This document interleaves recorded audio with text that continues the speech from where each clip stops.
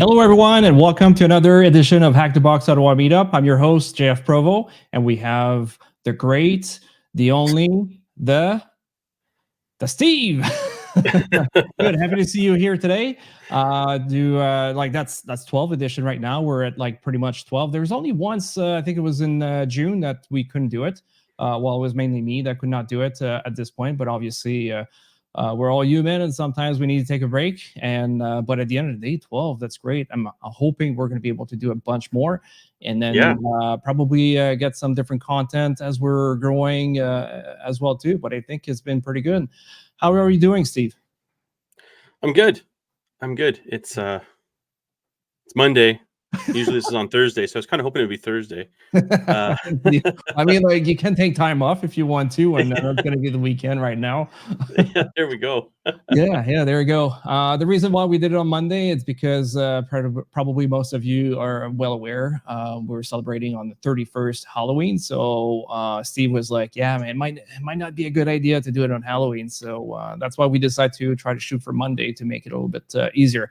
At the same time, also for me, it's less traveling, a little bit easier, and having a more stable internet. Because in Ottawa sometimes it's not that stable, and sometimes I have to use my phone to be able to stream online over here, so that makes it better. So I think we got some great news. Maybe one great news that's coming from you, Steve. I don't know if you want to talk about it. And B-side. Oh boy, B-sides. I'm throwing you under the bus. Yeah. So B-sides, I will be speaking. Delivering a talk called "Don't Sacrifice Resilience for Security." I will also have a booth, and I will also be helping JF out in the Blue Team Village. So it's going to be a very busy time. Yes, people. And I will probably need a beer. Village. Yeah. Oh, you. I got you under the bus. Now you're getting me back. Yeah. So JF's running this big, huge production called Blue Team Village. It's going to be great.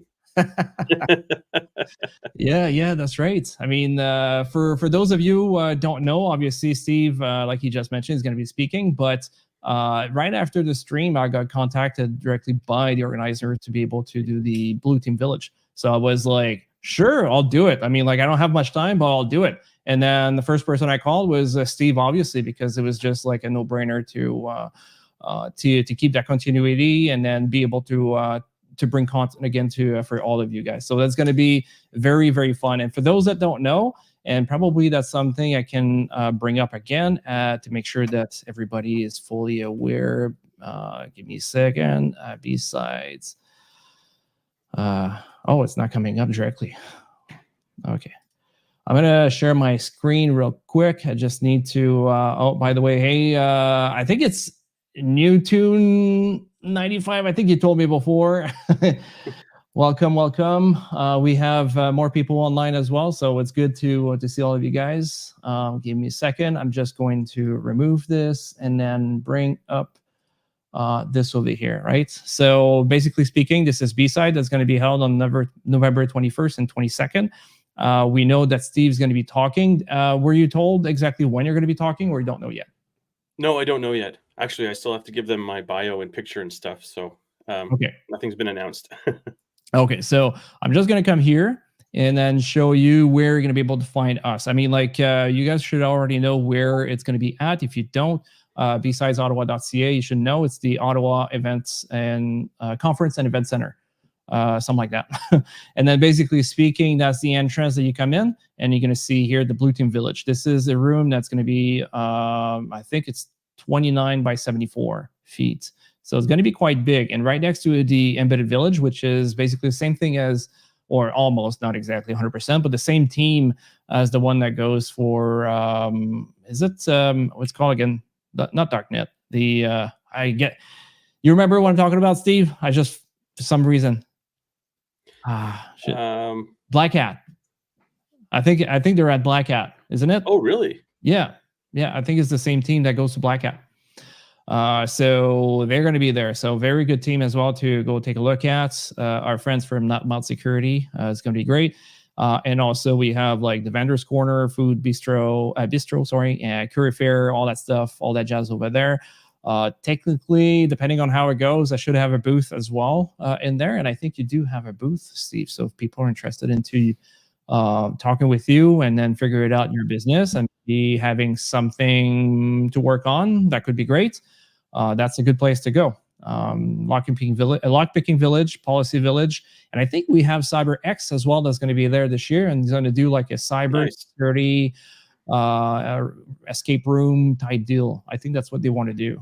They do that in Toronto right now, so that's going to be very interesting to experiment there. So good. So that's what I wanted to touch base a little bit on these things. I think they are great things to see, or at least to go to, and then go see Steve speaking. So again, another great event to go to.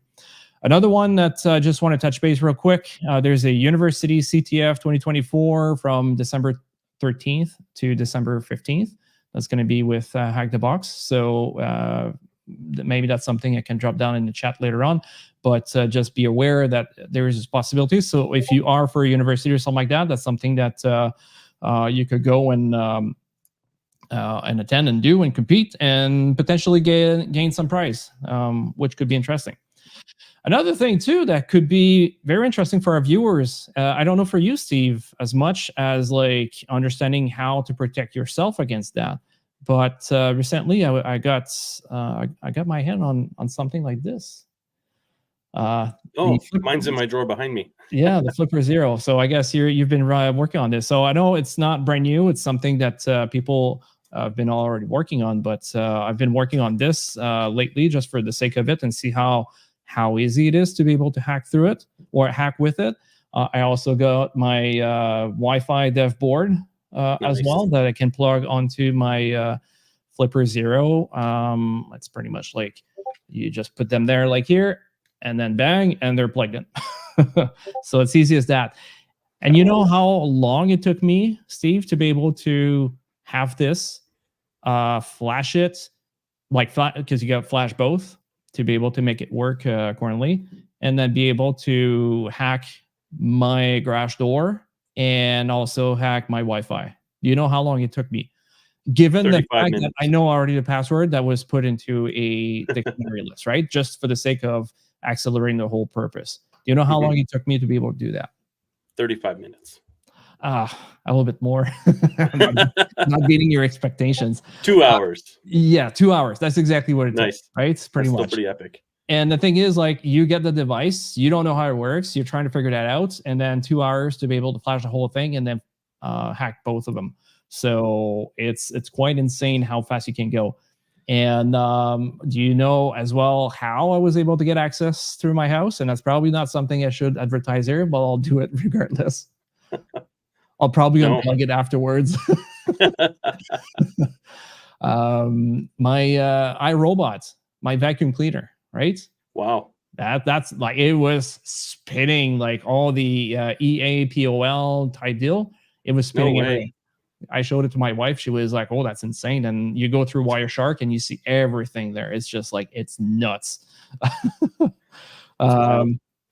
Yeah. There's something. There's a question here. What does Flash mean? Well, Flash is basically like you have a software. Well, I mean, like maybe like here, you could have, let's say, one of those chips, right? That's going to be onto, am I going to get the focus there? There we go. Okay, so you basically have one of those chips there that's going to get all the information on how this device works. The only thing is you need to flash it to make your board behave a little bit differently. So for example, in theory, this one here, if you have it just like this, and then you update it with the Flipper Zero firmware, it's not allowed to send or transmit any data or any frequencies, right? Because technically speaking, this is not something that the Canadian government wants us to do. However, you need to flash it to be able to kind of bypass those restrictions and do it. Obviously, this is just like I showed you this. I told you about all those great stuff. This is for educational purpose, and I hacked only my stuff. And that was just to make sure or understand exactly how the technology works, because the more you play with these things, the easier it will get for you eventually to understand what it is. Oh, it's not exactly hacking the tool, but because everything is open source. So you can actually just go online and actually do it. So it's easy enough to do it yourself. And it was not hard. You just need to Google a little bit here and there. And then after that, you find everything that you need. And everything is in there. And also I have my phone that has the Flipper Zero thingy, right? So what you can do basically like with this is you can go on the store on the market, and then you can download extra stuff on it too. Extra apps that people are developing and so on, right? So very, very cool feature. Maybe that's something eventually we could take a look at and just do one for fun. Oh, I guess I could do one for fun. If we have a little bit of time later on, might take a 2 minutes break to be able to go get my garage door opener, and then I can probably stream it online. And then you guys are going to be able to see how easy it is to be able to do it. If we have time, just make sure you remind me before. And yeah, just to finish this little thought I have, by getting the Flipper Zero, it got me, like, it got to my attention that there's something also that's interesting. Who here knows about the Tamagotchi, right? Like the toy that used to be called like that. Now they've made what's called a Ponagotchi. Have you heard of that, Steve? I haven't heard of the Ponagotchi. No, you never heard of that? Okay, so that's my next project. That's something I'm very, very excited to potentially do very soon. And right now I only have the parts, so it's not all together. I need a 3D printer. But I have, like, let's say right now, 2 different boards, right? So this board here, it's the Raspberry Pi Zero. Like, you can see like how big it is, right? It's like 1 finger length by like maybe a quarter of it or a third of it, I would say. And this here, that's basically a e-ink screen, something like that, right? So super small. So if you put them all together and then you have, let's say, a Pi Sugar. Pi Sugar is going to add a little bit more space here. That's basically a battery that you add on that. And what you do is you place it somewhere for many hours, depending on the size of the battery and then how much effort it takes for the software to do everything.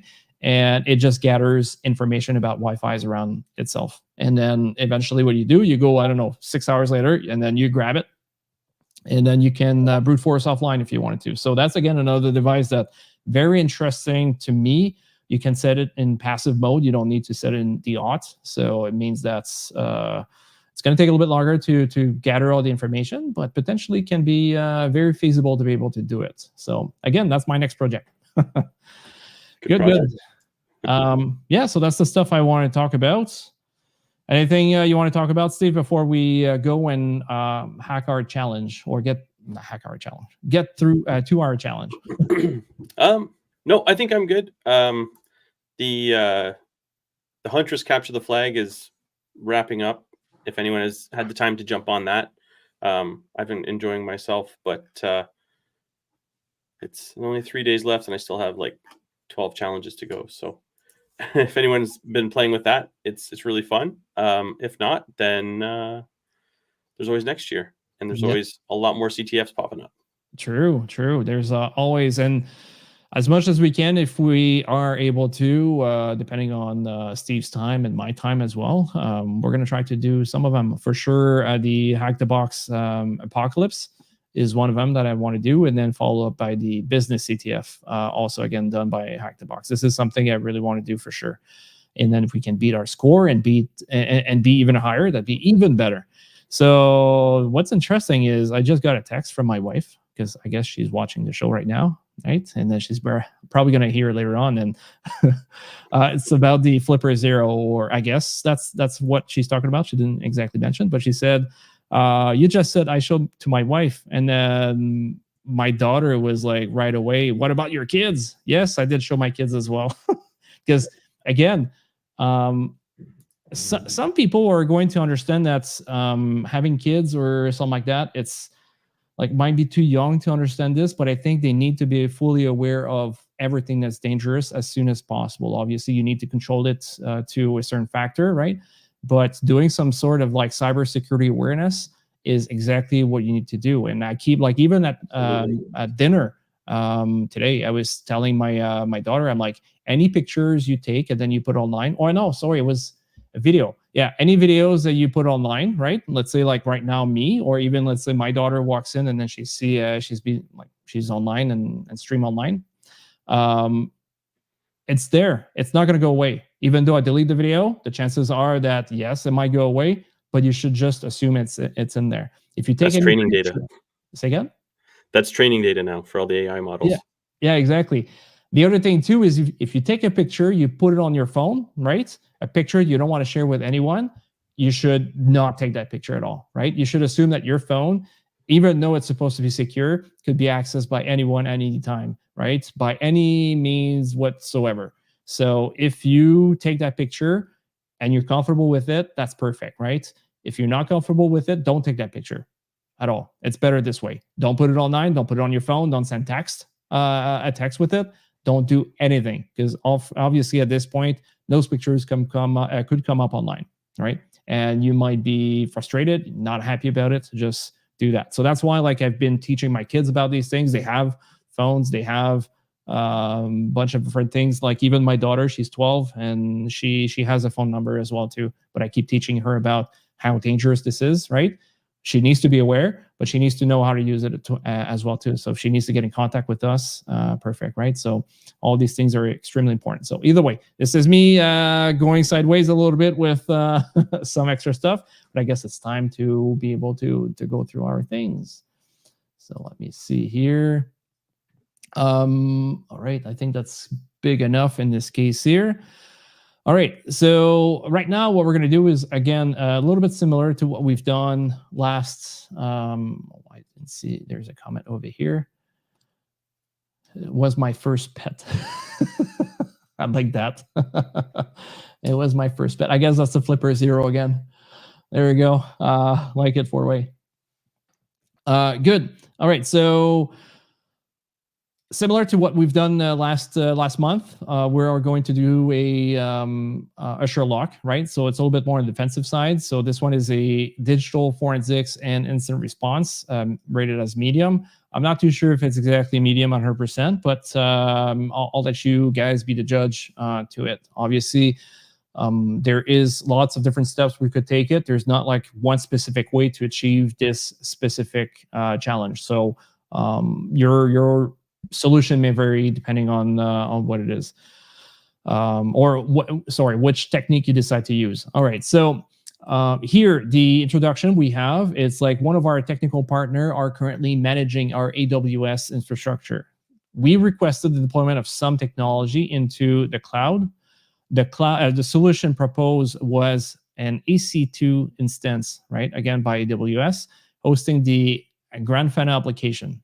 The Grafana, application. Not too long after the EC2 was deployed, the CPU usage ended up sitting at a continuous 98% plus for process name XMRig, right? Not too sure exactly what XMRig is, 100%, and we're going to find or trying to find solutions to get it done. So important information, our organization's office public facing IP is, all right, so now we have a little bit of information. Upon the deployment of the application, we are carried out some basic vulnerability testing and maintenance. Okay, so in this case here, oh, there we go. So I guess somebody already looked at it. One of the things that you can do, if you don't know, I think I kind of showed this in the past. We can come here and then let's say do a good old ChatGPT in this case, right? And we can say, what is this application? There you go. Let's give it a try and see. And I'm quite sure it's exactly the same thing as what we got in chat. That's an open source cryptocurrency mining software primarily designed for mining Monero. Oh, Monero, that could be interesting as information later on. XMR, which is a privacy-focused cryptocurrency. It can be also configured to be to mine other cryptocurrencies that uses the kryptonite algorithm, and some that utilize the random X algorithm, which is commonly used by Monero as of its recent upgrade. So that could be very interesting. We didn't do much here, and there's some information that could be good for us. So what I'm going to do, unless there is anything else here, configuration, configure, no. I don't think it's giving me more. Okay, so now I'm just going to go here and then take some notes over that. Oh, that's not the notes I want. Copy. And then let's go back over here. And now we have this information that came out of ChatGPT. And I didn't do much, right? I'm just trying to wonder what it is and then trying to see what else can we get out of that. If we come back here, is there anything else? Yes, the IP address. That's something I'd like to be able to keep into my stuff. We're going to put it here. And then upon deployment of the application, I think that's about it. Is there anything else? Well, maybe we're going to have to do with AWS structure and then the EC2 instance, but I think that should be it. All right, so which CVE leads to the initial compromise of the EC2 in this case? I got a comment here by 4Way. It says like, I tossed XM rig onto a Raspberry Pi 5 and ran it for about 6-7 days and made 0.2 cents in XMR. Oh, the few friends you make along the way. So my question to you, was it really worth it? How much energy did you spend to be able to get it done, to get 2 cents? You probably spent more, almost. That's good. It's all about the journey. I did that as well. I found a Network Chuck tutorial on messing about with Raspberry Pis and crypto, and I was like, oh, maybe I'll do some crypto mining. Yeah. And yeah, it's cool to watch, but like, I sink a lot of money into that to potentially not earn anything. Nice. I mean, like, again, it's just about giving it a try and see how things are going, right? With this.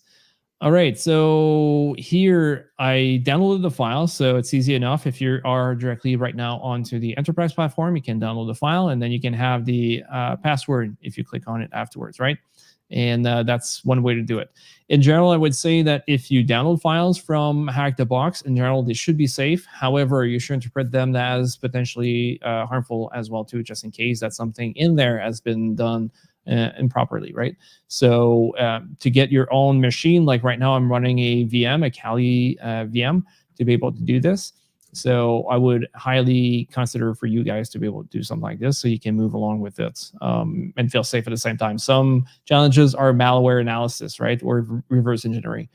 So these things could potentially fire back. I mean, like, they should not. It should not be an issue, but you never know, and you just don't want to take a chance. All right, so that's exactly what I don't want ChatGPT right now. I want this here. And then just want to get, I mean, like, I'm a big GUI guy. Some of you guys may not like it as much. Some of you are a little bit more command line. So I do a mix of both, right?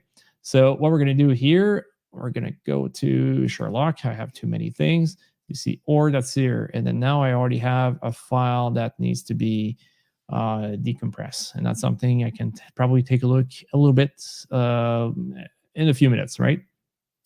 So I'm going to go here and I see share Grafana, and then we know it's Grafana that seems to be potentially the issue when we read.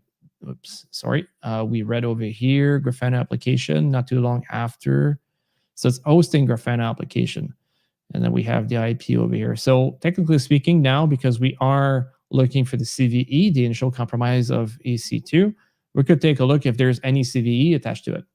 So what are one of the things that we need to know about Grafana to be able to find an actual CVE? Is there anything that's special that we would need for this that you guys can think of? Oh, Steve, do we have some gift for the audience, or the? I don't have any for myself. I have 5 from myself. Okay, 5 for yourself. Can we say what it is right now? Yes. Yes. Let me just validate to see if I've gotten them yet. Yeah, because I'm thinking about it. Like, I asked a question, but the next couple of questions could potentially be could be. Yeah, I'm talking too much. Could be a pass to B-sides. Oh, woo! Yes. You were slow walking me there, so yeah. Well, I mean, like, I was talking, but I didn't really want to say it, right? Because I don't want people to be disappointed at the same time. right? So good. B-side passes, we have up to, I would say, up to 5 right now, or we can confirm it's 5. I know I have more than 5, but I'll use 5 for Hack the That's good. Box. That's good. I don't have the link to actually distribute them yet, but it's part of what I have. Yeah. Okay, good. I may have more in the future, hopefully. So stay tuned. I do not promise anything though. Hopefully we can get some more and give them out for free. So just make sure you are directly on Discord, because that's probably where I'm going to advertise them. So make sure that if you're not like, if you're listening right now and you're not registered to what's it called, to Meetup, and then after that get the link to get to Discord. Think about it if you want to get like potentially a free pass. All right, so let's keep going. So did I get the answer I was looking for? I don't see anybody. So right now we're looking for Grafana, and then we're looking as well for something else to help us guide us on finding CVE, because obviously I could do a Grafana exploit DB, for example. I don't know if there's something that could come up. There's this, but then at the end, I see here there is a binary for Grafana CLI in there. Why don't we try running it and see if we can learn more about the one they're running?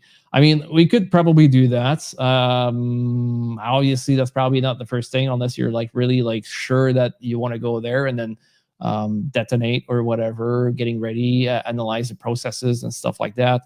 That's probably something I would do a little bit later, probably not right now. To start with, especially that right now the information that we seem to have is information about potentially Grafana or so on, and then see if there's like any vulnerability that could be analyzed there. I guess we could use it through what Ghidra, maybe analyze the through Ghidra. That could be also another option if that's what you meant about it.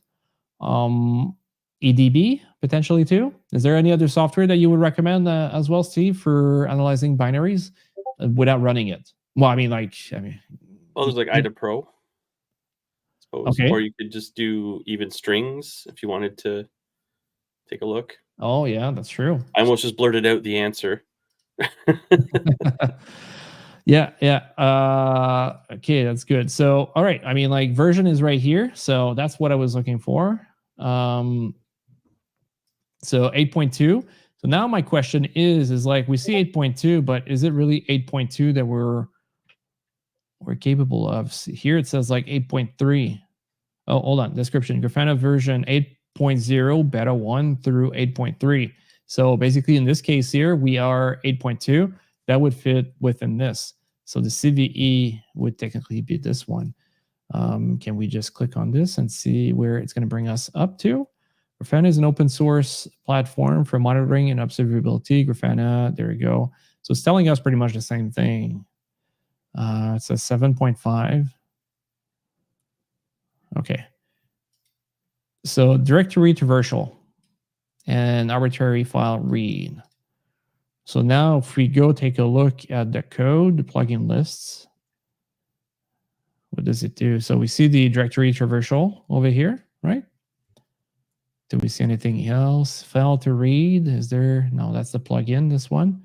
We have a list of plugins that's part of this. Not plugins, but file to read. Or maybe that's the file to read, which is the actual an argument. Python coding. Does it say an example here? No, it doesn't seem to be saying, but what we can assume is it would probably read one of those files, probably like something that you input in there. I don't see exactly what it is. URL, headers, URL. I'm probably passing right on top of it. But at the end, that's what we have to assume. All right, so we have the information that we're looking for. We understand exactly how it's being done. We can, I guess, pass over here and then click on submit, which is accepted. Perfect. All right, so now we have another question here. It says, please detail all malicious IP addresses used by the threat actor targeting our organization. Okay, so that's another thing that we're going to have to do when trying to check out. So when somebody is able to get, let's say, traversal, what is one of the first things that people are doing to be able to take a look at traversal? What is one of the files that in Linux we know for sure should be in the same location, almost regardless of any distribution that we're going to have to experiment? I mean, like almost. Are we going to get a good answer?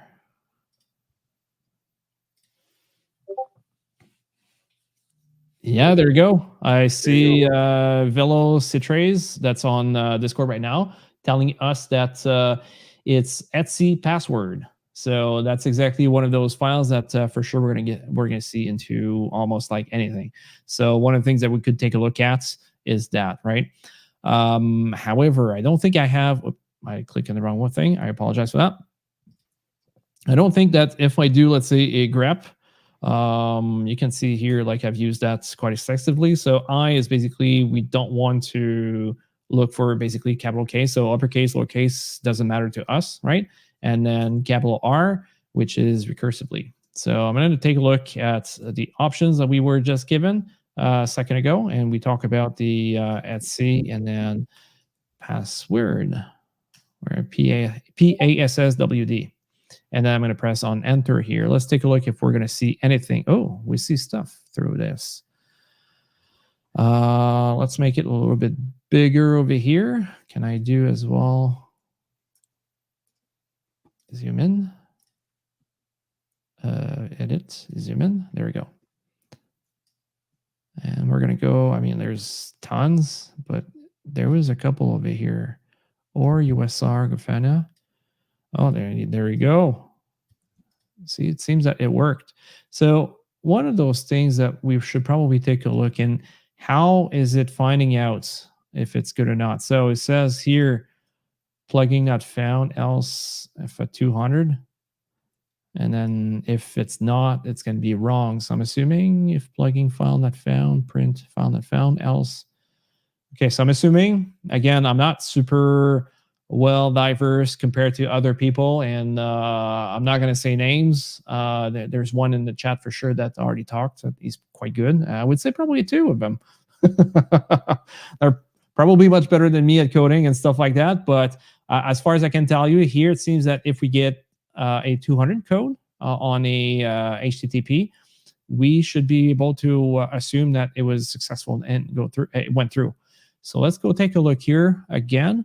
Let's take a look if we can see those messages. So here we see a 404. So maybe this one did not work. Or I guess the other thing we could do is also do a grep 200. Okay, that's probably not that good. What was the response? Equal, I believe. Is that what it is? No, okay. Oh no, it's status, right? It was status. Trying to remember by heart. So status 200, and then status 200. In this case here, that could be interesting. So what are the IP addresses of the guys that we're looking for? Because that's our question, right? Our question is, please detail malicious IP addresses used in a threat actor. So, okay, let's go back over here. Over here, there we go. So we have the remote address. So it seems to be one of them. That seems to be our IP addresses. And where's the other one? The other one is here.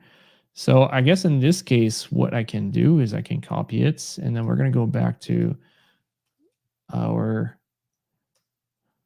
notepad and just make sure that we are going to copy them. 185 now. Enter there. So again, the other one, I did not do it because obviously this is not something that they're looking for. It's our IP address, right? It's the same one as this one. So what we need to figure it out now is where else that person could have gone. LA, city, or we got another Catskill over here. City, USR. What else do we have here? City, share.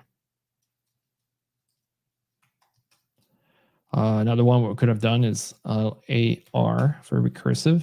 Oh, there's tons of stuff here. So now we're trying to analyze and trying to find where, like we see here, the path, if there's like something that could be interesting, but there's probably too many files here. Spec core. We're looking for a file that could be interesting. Not too sure yet. Countries, I don't think so. Monaco. Yeah, I think there's kind of too many files over here. Okay, so let me get a little bit further down the road. LA, CD, Grafana here. And then now let's see, we have .config. That could be interesting.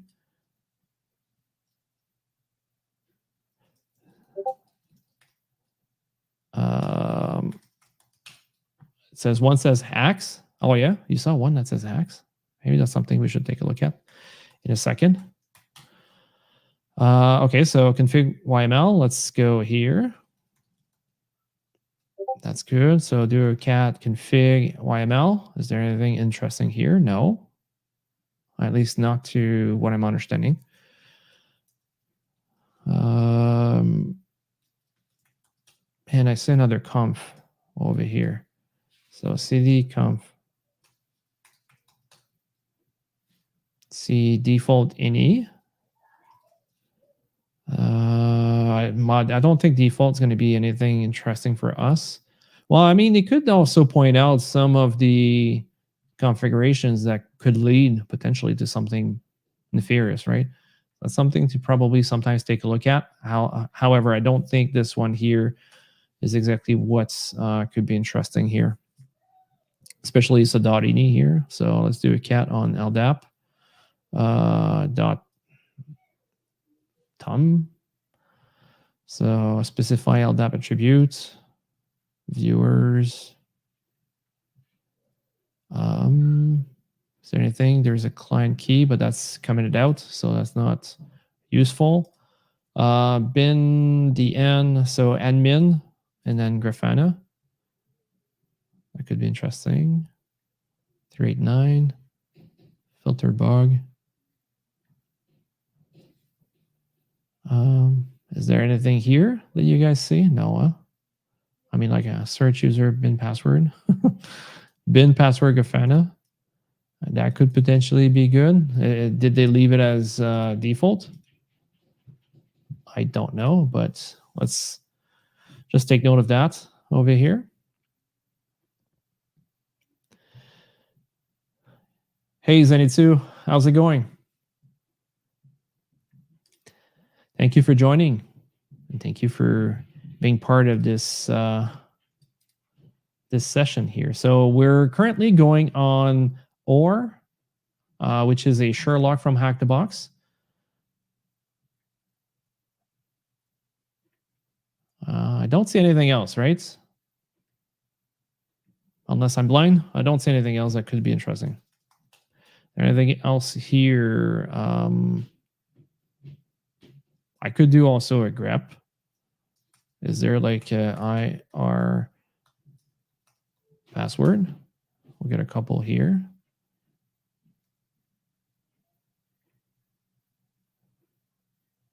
Nothing crazy, but no, okay, that's the sample YAML. Might be something crazy in there. Oh, you see something crazy in there? No, I'm blind. Oh, look at that. I didn't see it when I was in default ini for Ella. Why would they have something like this? That's interesting. Yeah, I didn't see Actually, can I jump in on that for a sec? Sure. So the same reason that you didn't find it initially with a glance is how it got left there, right? If you look at the defaults.ini config file, it was involved. And you can see there's a lot of comments and stuff. And like when you just look at this stuff, you're like, oh, this is fine. And then you close the file, right? Yeah. Even though maybe you've played with something and like Are you in Vim right now? Or No, VI? no. It's cat. That's Okay. that's what I did. Yeah. So like if you were to edit it with VI or something like that, and you had your color set on or your syntax set on, then you would see that the comments would at least look different. But when you're just Oh, perusing this file, you might not notice that password, right? And like this very could be true. something that was copied from another host or another instance. So it's one of those things that you really have to look out for. Well, to be honest, I did not go this far. So where is it at? I mean, like, I'm just wondering. Maybe I could do a nano or Vim to find it. Might Yeah, be I'm easier. always a Vim kind of guy, but if you just did Vim and then did like /password or something, Okay, um, let's give it a try. So Vim and then default, I think, right? mhm. And then slash Yeah, see, there you go. password. How to get to the next one? N. The end. Yeah. So if you push, or if you hit enter after you hit type password, Yeah. it'll search, and then you just push the letter N, and then it will take you to the next. Okay. There we go. And November. There we go.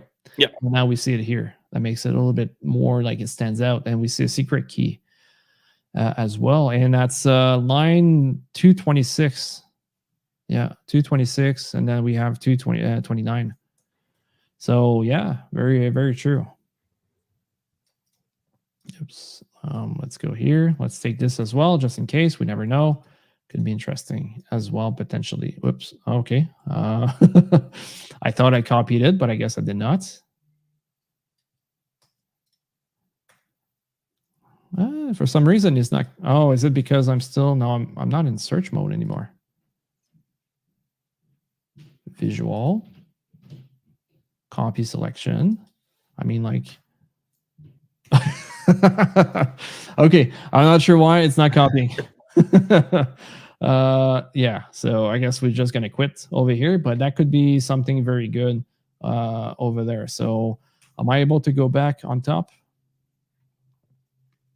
No, I want to do this here. There we go. So let's copy this.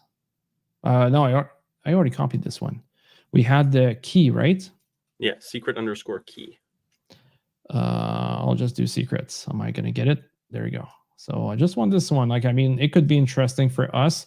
If you are basically on the hacking side, I would probably copy that for sure. Maybe that's a reflex I have right now. That probably doesn't mean anything. But this is something I'm kind of accustomed basically to copy if I see something like this. MySQL keys, that's the same thing as above. Yeah. Okay. All right. I mean, that could be something interesting later on, but that's not something we are that interested at, I would say, just right now, because we are trying to find other data. So is there anything else over here? Because obviously what we're looking for right now is another IP address, which could be somewhat complicated as we are trying to move forward, right? So, okay. Can So I what offer some insight? if you want to, sure. um, when it's asking the question about the malicious IP addresses, so far we've looked for IP addresses that are coming in, but we haven't necessarily looked for outbound traffic. True, very true. One of those things here is like, what is Catskill, right? That's something maybe we should take a look at real quick. What is this software, or what I'm saying software? What is this? And then bang, Catskill. Am I going to get something that could be interesting here? Is a native database solution that focuses on providing scalable. No, Catskill is not exactly what I'm looking for. So if it's so cat scale actually means collection at scale. So it's like cat dash scale. So try cat dash scale. It's a there you go. Linux Maybe tool for looking forensic on, artifacts. yeah, maybe doing a Google search would have been a bit more, a bit better. It's a popular scale modeling technique in the cat hobby community. So is that what you're trying to tell us? Yeah, that's why I use it. That's how I use it. There we go. I do have 2 cats. Oh, I wanted to do this. There we go. Did you hear that? Did it work? I did not hear that. Hold on. I'll try it again. Oh, there you go. I got it. So perfect. All right, that's not what I want. So what is this software? Because you said this is a software, right? Cat skill, and then press enter. Database solution designed specifically distributed system. So it's giving me the same thing. It's not exactly telling me what I'm looking for. If I do a Google, cats-skill. What's funny is even if you do a Google, it doesn't necessarily show you what you want right up front. Software. Cat skill locator. Okay, that's the reason why. Yeah. Okay, so I think it's more like we do a cat. Hold on, because obviously this is a tricky one, cat skill, and then this one is more like I think for forensics, right? Yeah. Software platform designed for digital forensics, particularly focused on processing, analyzing large volume of data efficiently. It aims at a professional involved in cybersecurity, law enforcement, and investigations who need to extract and analyze evidence from digital service devices, networks, and cloud services. All right, that makes more sense here. So remember that one time when I showed Kanza a little bit back in the day? Like it's a Windows PowerShell tool. This is like the Linux version of that, like to get running processes, scheduled tasks, stuff like that. So it's like a forensic, and it's not, they do say it's not forensically sound. So it's not something, it's not as equal. It's not equal to like imaging a drive, but it basically, it will pull information about like artifacts from the system. So you can then take that, create indicators of compromise, and then search the rest of your environment. Yeah. Okay, good. Interesting. So let's go to cat scale out. Okay. So you see here, I got permission denied. So my biggest issue now is to try to get there. So there's two things that we could do, and it all depends on how it works. And that's where, I mean, like for me, I would do a sudo su, right? And just get there afterwards. However, you could potentially, and that's something I did not try, do probably a shown and then maybe change the all the files in there and change the behavior of them. So basically to give you the rights on everything. So let's do a cat skill over here, ls la. So now we have access to a little bit more things. We have a Docker, we have logs, which could be very interesting. Persistence, not too sure what that means, but we have also process and networks. That could be part of that, user files. Let's go to logs real quick. Logs could be potentially interesting here. Password PW checkout. There's a little bit. Okay, maybe can we get something here interesting? Cat IP. Okay, it's not working. IP check. Not too sure why it didn't work out.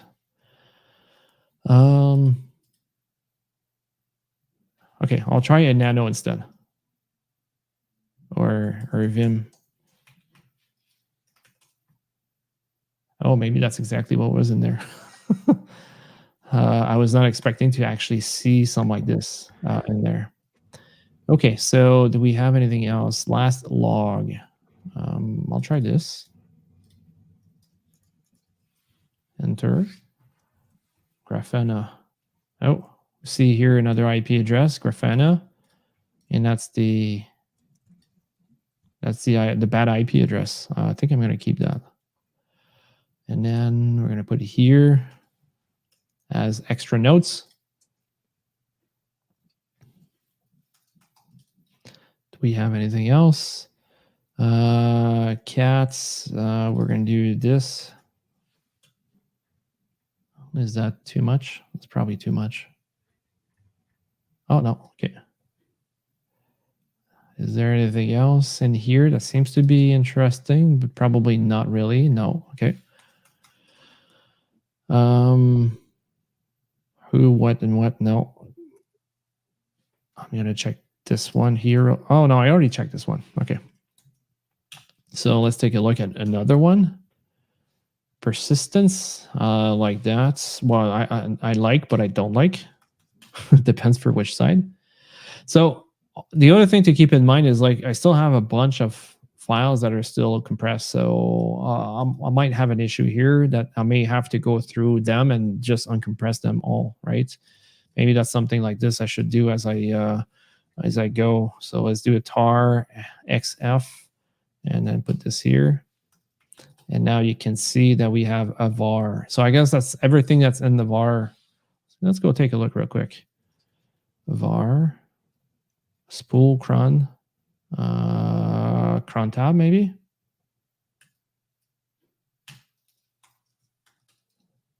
Cat root, because that's a file. There is this that's running right now. Or not right now, but that's basically here. It's, what is it again? At 8:30. If we take a look here, we're going to see here hours, which is 8, and then minutes 30. And I'm assuming it's every day at 8:30. It's going to be running this script. I don't know if that could be something interesting as we're moving towards that. Everything else is commented out, so it doesn't matter for the rest.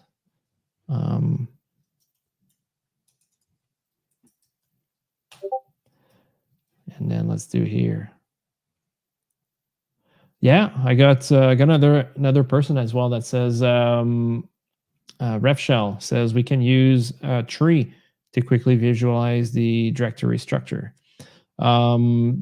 Perfect. That's great. That's exactly what can be used as well to be able to identify these things. Obviously, if you want to go a little bit deeper, you would need to go deeper, but that's a very good resource to do that. Another thing too to keep in mind with tree, it's what hackers are actually, or not hackers, but scammers are actually using. And that's something that, again, earlier I was talking about cybersecurity awareness and teaching my kids about these things. That's another thing too that you can easily talk about. Recursively grepping. Oh, nice. Good. Pattern matching. That could be good. You guys, if you're not directly on Discord right now, Four-Way Handshakes just shared something that he actually made on his blog. That could be very interesting to take a look at. Let's take a look. I'm interested to see. I mean, you shared it there. I hope you don't mind if I put it on stream as well, because that could be very useful potentially for us in the long run.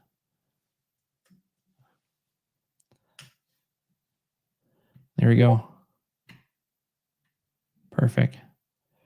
So we can see here four-way handshake over here. We see system search file system. That's .sh, so bash script.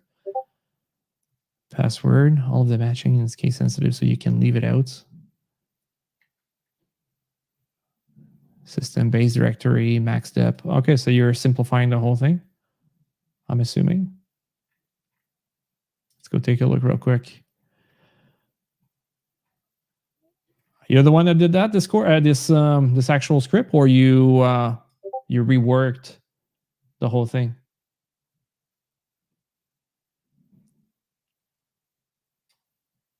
I think I saw your name. I'll buy. Okay, so you're the one that actually made that. Like, I mean, that's what I was assuming, but just in case.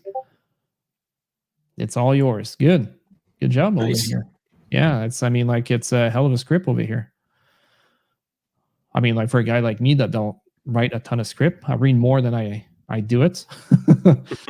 That's quite good. And you're saying that we need to modify the text file, right? Pattern.txt. Yeah. So username. So I guess what you're saying here is we have to put, like, modify it and then put what we're looking for a little bit more in this case, right? So if we have more patterns to look for, we put them there. But we need to know, I'm assuming, what's it called again? Oh, maybe not. Like, I guess you don't really need to know regex for this. It's kind of doing it for you.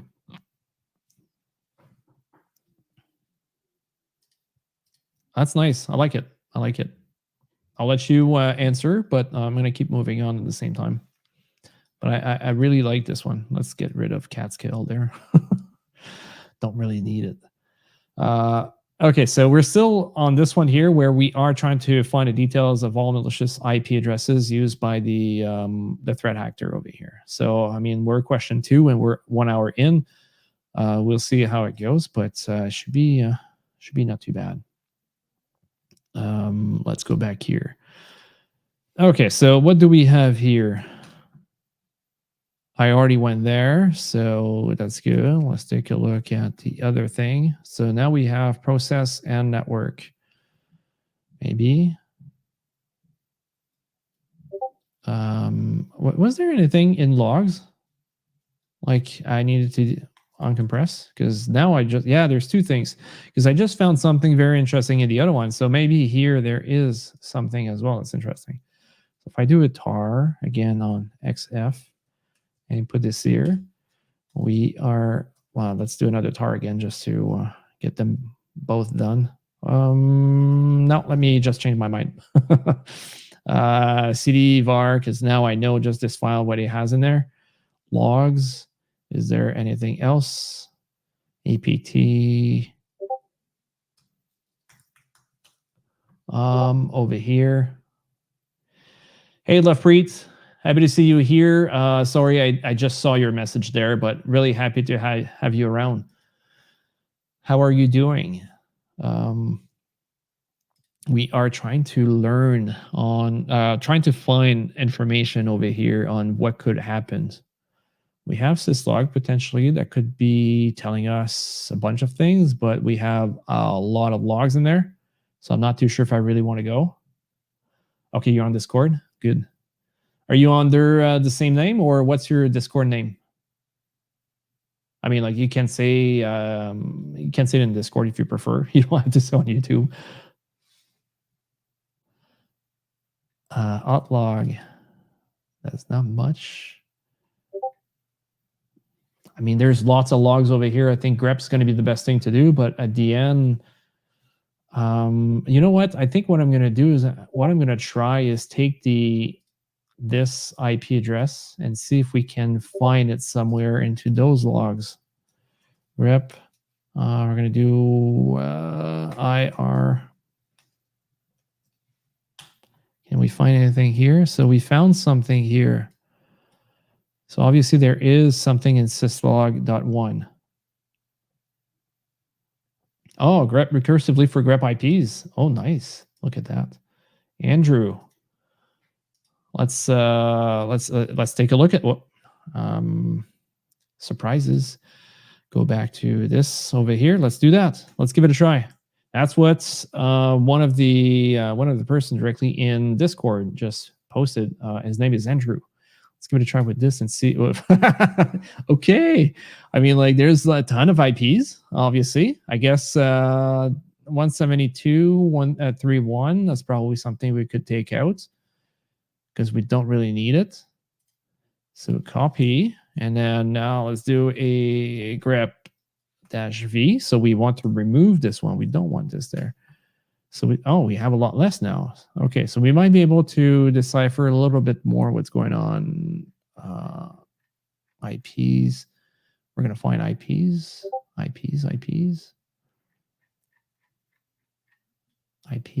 I know I'm going fast. SSH RSA. That's interesting. Cloud init log. Zenitsu. Okay, sounds good. Oh yeah, I see you there. Okay. I see you in Discord. By the way, if we decide to give away any prices, all the answers would be into the same location, right? So we're going to have to decide that, but we're going to have to decide exactly where we're going to do it. And for those that just join us, we have Steve that will give away 5 different passes, right, Steve? For B-Side Ottawa 2024, that's going to be November 21st and 22nd of this year. That's correct. Yeah. 5 passes up for grabs. Yes. All right. So what I'm wondering now is, like, am I grabbing some other stuff beyond what I should be grabbing? Because here I don't see any IPs with this. Yeah, Andrew, I'm just looking at everything that we looked on, but it doesn't seem that the IP is actually here. So like there's a bunch, but no IPs. Yeah, probably. Yeah, the date would make sense, or maybe the time. Like I'm not too sure over here. I did not like go through the whole thing, but that could be it. But obviously, when I take this off, oh, I need to do it this way instead. If I take this off, I press enter, press Control C.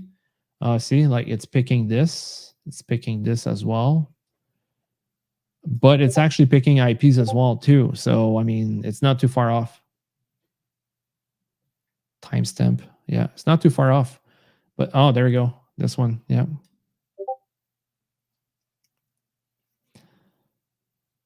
So instead of dots, so okay, we see here instead of dots, like you're talking about this one here, and I do this. Okay, now I get the time. Either way, that's all dots. Oh, all dots. Okay, and I need to do that, I guess. Dots. Is that what you're saying? Oh, all the dots. No, that's not what he's saying. Okay. So, comma. I made a mistake here. Well, not a mistake. I did not realize there was other dots. Whoops. Let's give it a try with this. Okay, there we go. Yeah. Yeah, exactly. That's a comma. There you go. 169, 169. I don't really want to have this 169 there. Do we have any other IPs that could be good?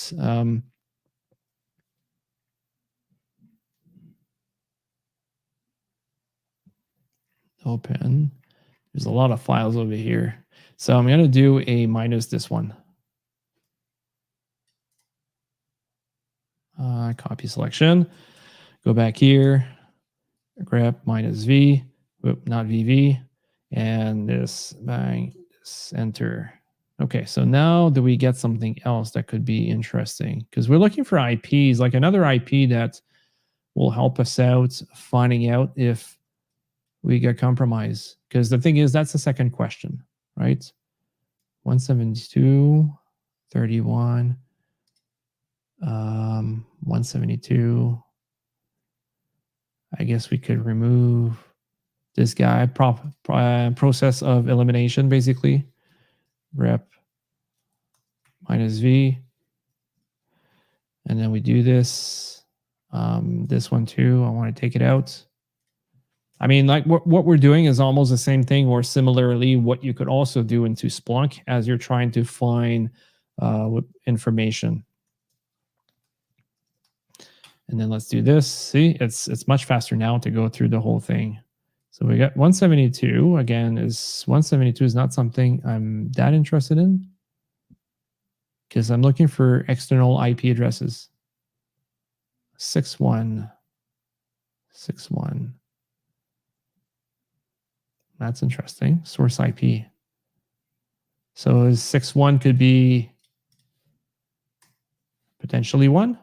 I guess we can give it a try real quick. Yeah. I just want this one. Oh no, this one is fine. I want no, sorry, this one here. Because we need to put them with comma and then another comma here. Let's give it a try. This copy. And now we're going back here. Nope, that's not exactly right. Like we're quite okay. We're quite confident that these two are good. It's just this one here, probably wrong.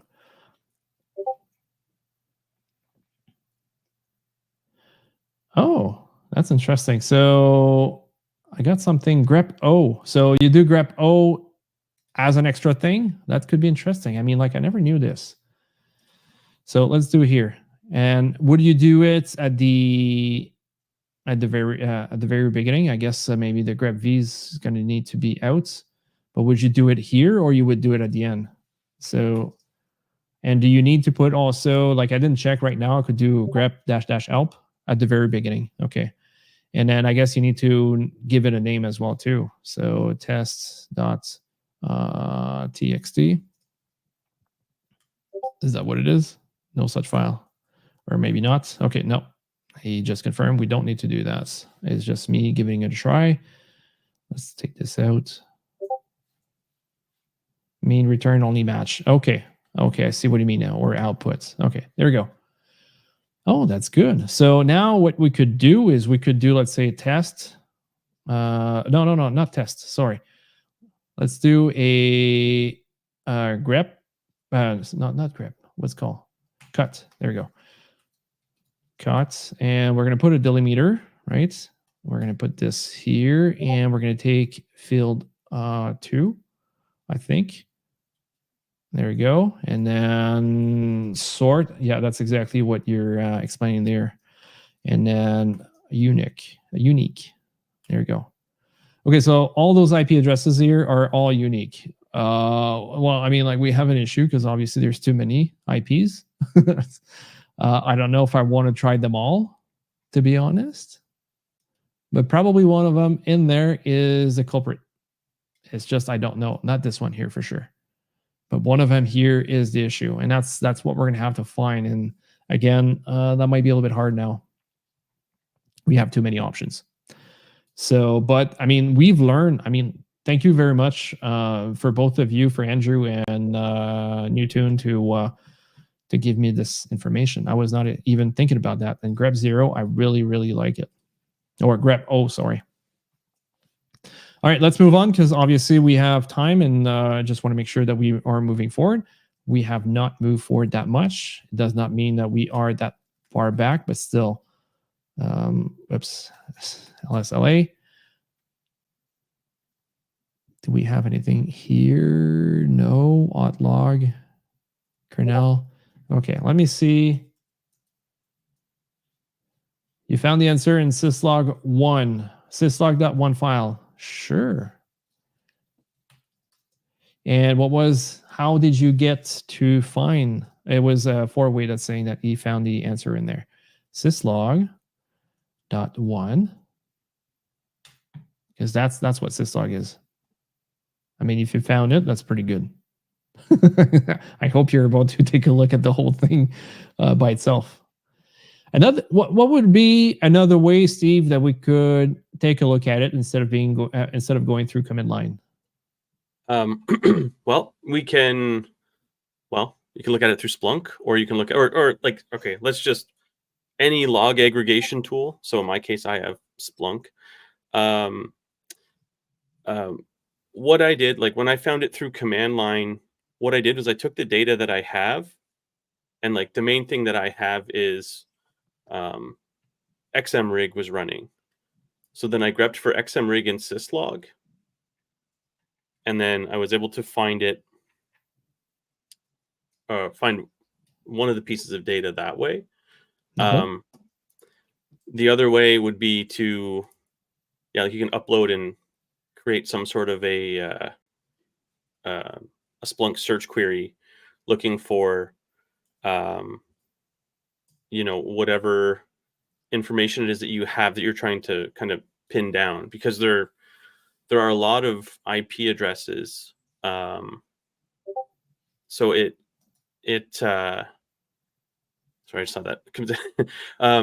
There's a lot of data there, and the way I kind of boiled down any sort of new information was looking through the questions, or not even looking through the questions, but looking through the Grafana log to see who did what, and then kind of distilling that down to which IP addresses do I know aren't mine.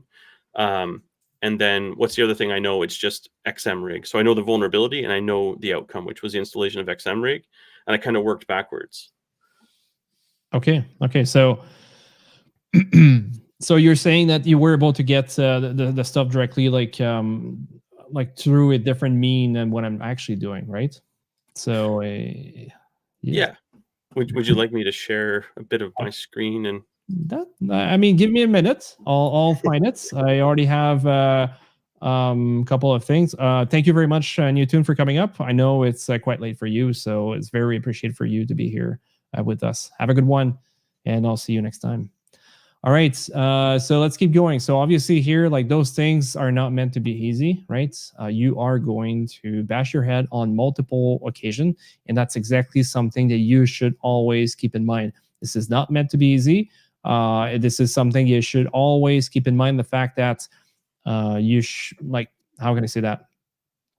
Like you're gonna have to take a look. You need to be resourceful. You need to practice yourself. You need to find exactly all the tools that you're using. Right now, we had the combination of Newton, Four-Way, and also Andrew helping out, right, to be able to find some of that information. And that's exactly what you need to keep in mind all the time.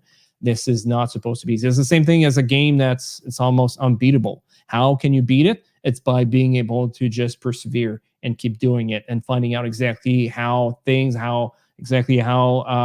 the hacker mindset in place in your head, right? Because the thing is, like, if you know that there is people that actually were able to get Etsy in place or potentially get into your machine, what would be the next step for you to be able to go? So if we take a look at the cyber kill chain, for example, what would be one of those next step in place, right? Do you guys have an idea of what it could be? What would be the next step of a hacker in place? So I mean, like, not that Four-Way gave us the answer directly, but he gave us some sort of an idea. Basically, when he was taking a look at syslog.1, he basically gave us an idea of what could be the issue, or what would be the way that we go.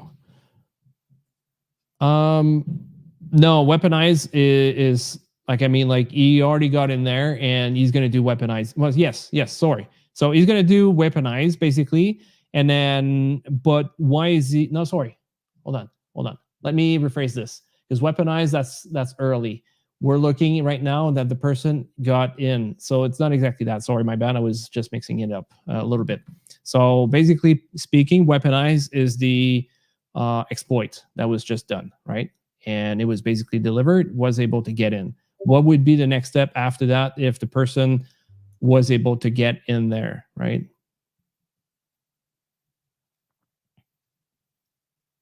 First place I go is to try to dump some hashes and find some credentials in an obvious location, then set up some RC. There you go. So at the same time, what you can also think is, like, if we keep going with that mindset, there is persistence. The person would probably try to move files, right? Trying to stay into the computer. And what would be one of those things that this person could do? And actually, right, could probably run some commands. So those commands is what we're looking for, and that's exactly what Four-Way was kind of eluding.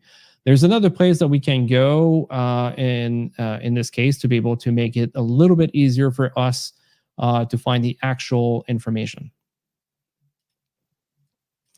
right? So if we take a look, give me a second here.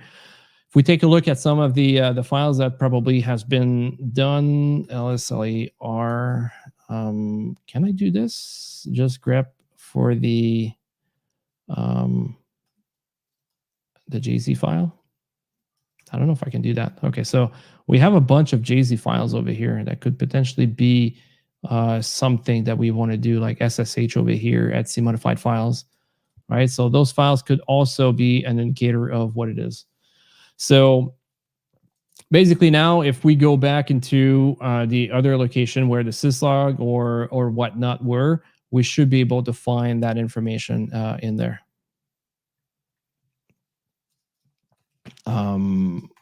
LA, okay. So user file, hidden home directory. So let's do a tar xf, and then let's do the. So we have the home root and user. Now let's go to city home, Ubuntu, and do a cat on the bash history. There we go. Okay, so now we can take a look at some of the stuff that was done from that. Why am I not seeing this here? Let's do it clear. Okay, good. I think there was just too much in the back end, right? So now we can see here there was that. There was automation.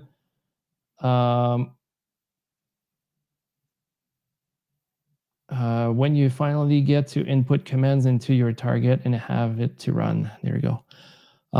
Okay, so we're trying to take a look if we can get some information. Probably like we see here, Grafana web, run user. Okay, so we're not finding anything here. Let's, oh, no, okay, not this one. Let's go again, one more, root. Can we have cat history? Is there anything here that could be interesting for us? Guys. That's interesting.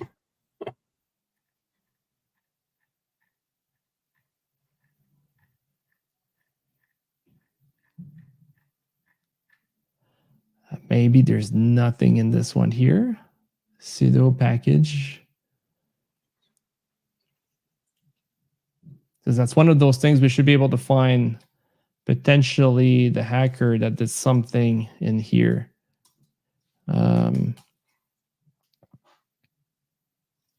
USR is what's in here, cd share. Okay, it seems to be almost the same thing. Let's do a cat bash history. Oh, there's a lot of stuff that was done over here. Netcats over here. Nano default ini, Etsy password, all that stuff.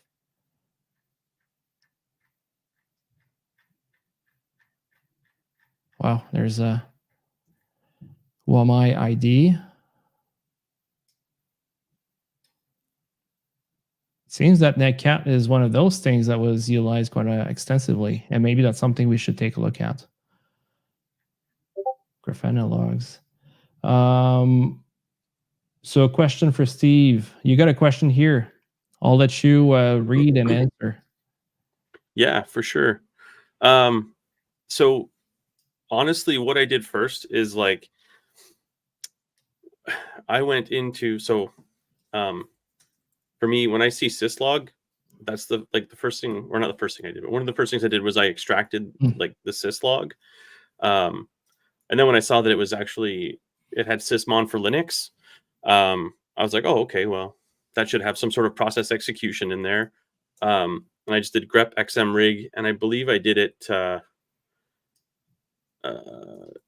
just grep xmrig syslog star. So pretty much the same way you had your grep. And then it spits out like a bunch of stuff. And I actually, like the IPs was one of the last things I found, because it was like I had most of them, and then that was the one that was actually that one, the one that JF is highlighting right now, was right at the beginning. Like the very first line that had xmrig was, where do they download it from? So that was, that's essentially the attacker PC. So that's how I did that. And it's like, I don't think I can touch you guys on the red team side of things. Like it's cool to watch how you guys think about these things, to like, okay, here's how I would exploit it, so here's where I'm going to look, kind of thing. Whereas from the blue team side of thing, it's like, okay, I rarely ever have any information, but when I do, it's just a matter of being able to take that information and just search the hell out of it, essentially. And like one of the things I did was, you look through the questions, and I was like, okay, so what are these questions? Like there's some level of information in there. What can I do with that? And I just start trying to figure it out. And then one of the things from an incident perspective, like an incident management perspective, is I try and figure out what happened when. So it's like when you deal with each data source, you're essentially building a timeline for like what happened. And then there's something that I was taught in a SANS course called a super timeline. Oh boy, you can see how red my eyes are. I haven't had much sleep. Oh yeah, there we go. So it's a little bit better, but yeah, I'll just slide over here. Oh no, I think it's your white balance. It could be. You I know got my extra, eyes hurt though. You got extra red onto your camera as well too. That's probably that. Let's put it as that instead. Yeah, that's it. That's what it is. Yeah. So essentially, there's something called a super timeline. So it's you take multiple data sources and you put everything together, and then you build this timeline from A to Z. Yes, and it's too much hacking, exactly. And what you take is like, okay, so these commands were from like cron tab or SC or something like that with Windows, and my eyes are changing to the red team. Yeah. And you know, you can see where the persistence is. You can see the actions on objective. So like downloading XMRig, that was your actions on objective, right? Which is really the last thing that happened. But it was important for me to be able to figure out like, how did that happen? And then, okay, who ran that? Okay, they ran it as root. But then I also know that Grafana was used, and I'm lucky because I've actually used Grafana before. So I was able to check the config because I know I've seen passwords hidden in the config before. And then I just kind of went backwards through the Grafana logs to see who did what, and the logs are much clearer there. Whereas when you look at the syslog, like JF showed, it's sysmon, right? So it's all XML, and it's not just like a single line log. It's not pretty. So then it takes some grep, and I did some awk. I've always been more of an awk guy than cut, but cut is much simpler. I think it's because I learned awk first. So then I just basically tear that apart, and then I give myself the information I need, and then that was, I don't know if that answers your question or not, but just kind of whenever I find something, just start searching for it, like across the system, right? So one of the biggest elements in threat hunting and incident response is once you have artifacts, you search the rest of your network. For me, it's once I have a tidbit of information as well, I search each system, and then from the system, then you go out to the network. RevShell awk wins 100%. There we go. Hey, nice. When you speak, sometimes it gives me a little bit of time to add the extra stuff to the screen. Love it. Yeah, there we go. So perfect. Sure, that makes a lot of sense. Thanks. Perfect. That's good. Like it. We're here to inform people, and thank you very much for your questions. Feel free to keep asking more as we're moving along, for sure. We're here to support you. We're here to help you out. We're not here to be able to just like hoard that knowledge to us and not share after all. This is the reason why we're doing it, is to be able to do it with all of you guys, for sure. All right, so as you guys saw, I should probably take over a little bit. Let's bring you back up here. Yeah, there we go. And then let's do this. Bang. Boom. Have some magics, and you have a big bar below you. Okay, I can do this. Good, perfect. We're gonna have to give one. Yeah, exactly. We're gonna have to give one away soon. We're gonna have to do that soon, very, very soon. So, for those that didn't see it, is as Steve was speaking, I realized there was an IP address here that was hidden into the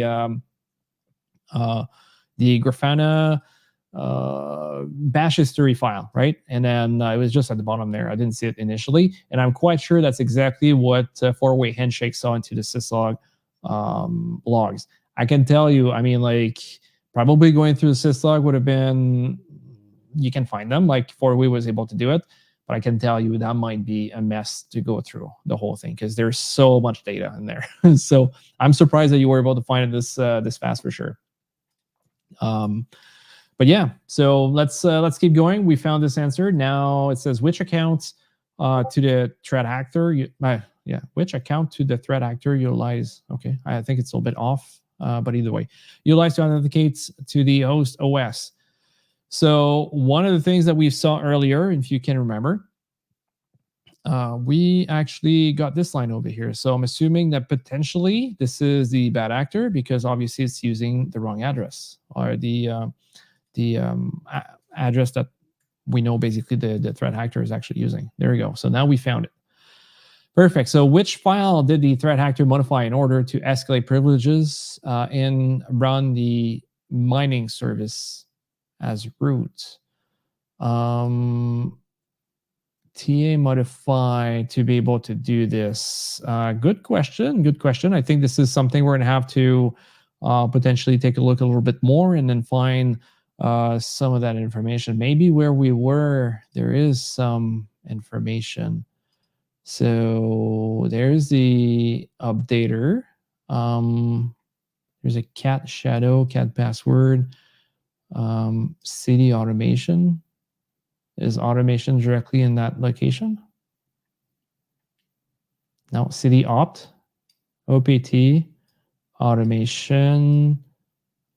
Yeah, maybe here. And then he did cat updater, automation, SH. So what was, which file did the TA modify in order to escalate privileges to run the mining service as root? So that's what I'm kind of thinking about. I mean, like when you're running those things, obviously it's not the same thing as if you were, how can I say that? It's not exactly the same thing as you were doing an actual forensics where you need the actual answer 100% and be confident you have what it is. Right now, in our case, what we can do is to go a little bit around and trying to figure it out what is very, very important there, right? So basically speaking, what we can do now is we can give it a try and see if it's going to work. We're going to go to opt automation. And then here I see automation.sh, but I see here cat updater.sh. So that could be updater.sh over here in our case. So let's give it a try with this OPT, this one automation, and then updater.sh. Okay, so we're lucky enough. We had the right information in front of us to be able to do that type of thing. So which program did the TA utilize to download the injector.sh script? Well, we saw injector.sh script. Hold on, do we have that? I mean, like we could guess as well, but the goal is not just to guess. The goal is to find the information. And that was the injector.sh. Is there an injector.sh here? I don't think so. So if I go,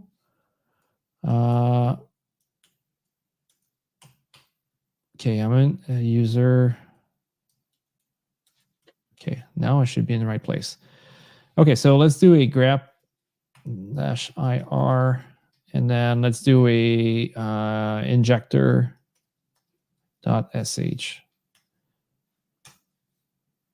So, okay, so possibility again that there is something else that we're looking for, or another file that we did not decompress or something like that. LSLA and then whoops, R, grab GZ. So there's only one hidden home directory, and we already did this one. So maybe we have to look somewhere else. Okay, let's do injector.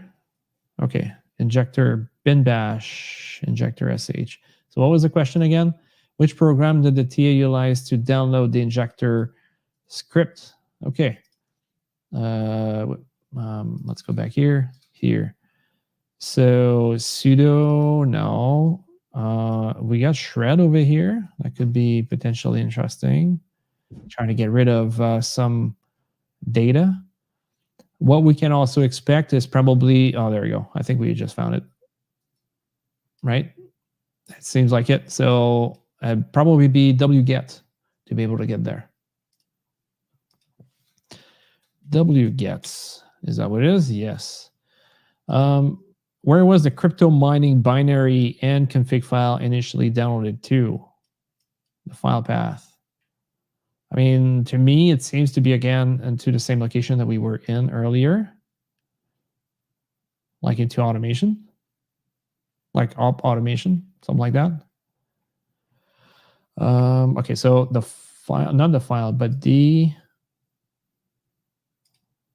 crypto mining, that was xmrig, I think, is it? I don't see it. Oh, there it is. Okay. Maybe we can try to search for this. Do IR xmrig. Interesting. See? Seems to have, like, I got a question I want to ask. I'm gonna hold on a little bit. Oh no, you know what? I'm gonna ask that question. So can we go for one pass, Steve? Yes. Let's do it. I got there. Let's do it. Okay. So let's do it on YouTube, because everyone is on YouTube for sure, right? So let's give the chance to have YouTube's folks to be able to participate to that. Okay. Giving you 2 seconds to set yourself up before I ask that question. Okay, two seconds is over. Was not long. Okay, so the question is, when we create an actual folder, right? We're gonna create folder test, for example. Okay, we take a look, we get in there, we do all our stuff, it's perfect. If I do the same folder test, but instead of that, I put a dot before, what is the purpose of that dot, technically speaking, in Linux? So if I do dot test, what would be the purpose of someone putting dot test in there? There we go. Yeah, we already have here on YouTube, MSS Adams hidden. That's exactly, like, it's gonna hide basically the actual folder. So I mean, like, everybody, all you guys have it right. Drew Ross and Lafpreet. However, I see here onto my things that Masus Adam is the winner of this thing. Did you say, Steve, how you're going to be able to give those passes away? The other thing I just want to say is, like, if you guys are not expecting to attend B-side and you win a ticket, please just let us know. I mean, like, if you just want to participate to be the first one, I do agree with that. That's fine. But just make sure you let us know that you're not going to be able to attend so we can go to the next person. Sounds good? Yeah. Yeah, just send me a message on Discord too if you're planning to attend. And then I will I'll get your email, and then I'll have to register for you. I'll send over the ticket. Sounds good.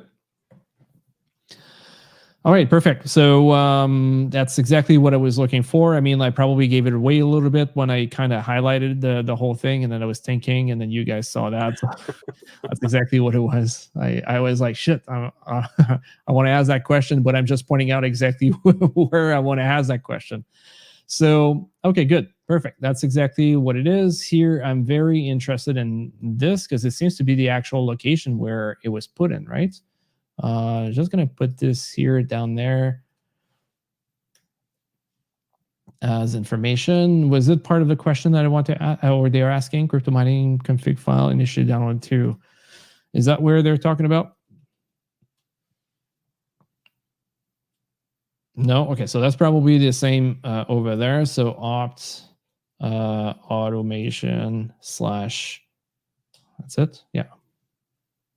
So that's the same thing. So that's basically where everything has been downloaded.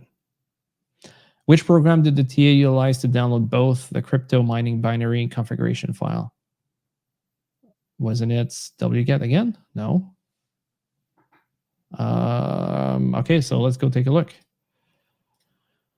Do we have a rig service? Do I have something here? USR share? No, share. But is there like an actual software that's being used?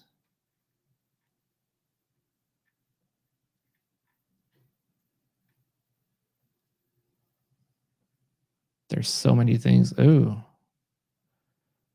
talking about that earlier, right? Let's put this here into our notes.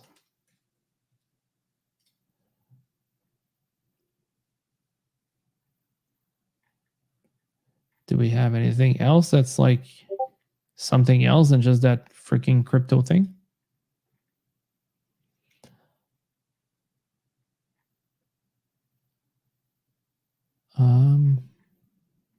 Not yet. Again, it seems to be almost the same thing once more. But I don't see, like those logs sometimes can be hard to see everything through. Let's process as root, UDP. Are we getting something here? Source IP, name, host name, data, source port, destination, false, destination, data name. No, it doesn't look like there's anything here.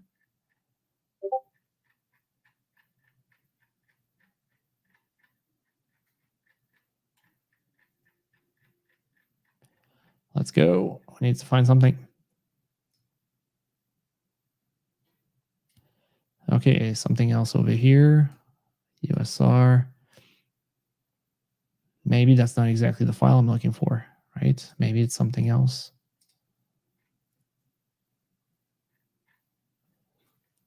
You know what? One of the things that we could potentially do is instead of this, we do opt automation. And then we're basically going to take a look and find all the files that could have been done and maybe finding exactly how it was sent over there. Op automation var syslog 1. Oh, that's probably where sh automation updater. That's part of syslog stuff, I guess. Yeah, syslog. CMD opt automation dot. Okay. So see, we can see here the service config.json. So that's the other file that we were looking for. So what was I looking? Oops, wrong file. What was I looking for again? Over here, which program did the TA utilize to download both the crypto and the config file? So maybe here. Oh, there you go. Curl. There we go. So we found it.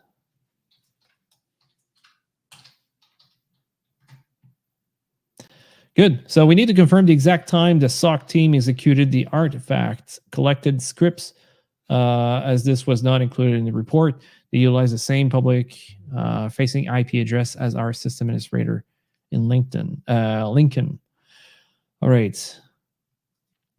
So, Steve, do you have another question? Because we have 4 more. Do you have a question you'd like to ask the audience for another one? We're going for on a spree. If you already won a ticket right now, like Masu Saddam's, please, I mean, like, I do not mind if you want to participate as well and be the first one to answer the question, for sure. You're always welcome to participate, but I want to make sure that everybody has a fair share or a chance to be able to get a free ticket. So make sure that you tune in to be able to get in there. There's 4 more to win, so make sure that if you are currently listening, that if you want to get another chance to be able to get another ticket, or not another, get 1 ticket to stay online until the end, because we're gonna have more until the end. All right, Steve. It's kind of a simple question. I'll put you back again in the oh no, wrong person. Wrong person. Hold on. I had to put you first. Oh, yeah, sorry. You have to move a little bit. There you go. A simple question, and it's just, what is the purpose of using multiple methods for downloading the executables, like the payloads?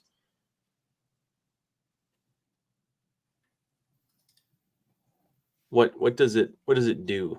What's the point? Like, what's the objective of the attacker at this point?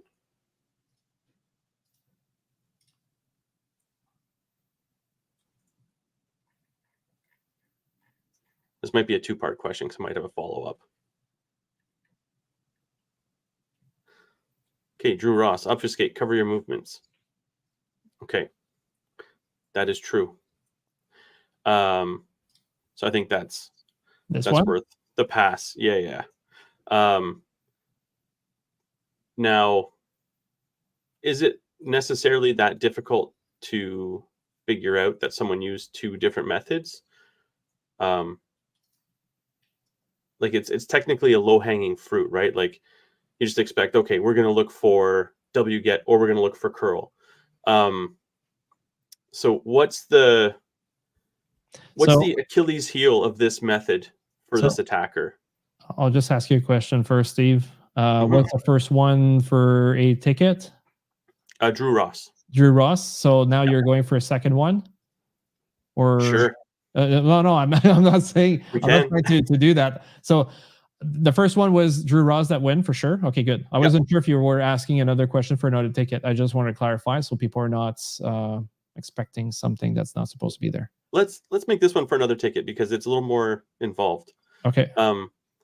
How come it didn't work? How come we were still able to detect it relatively easily?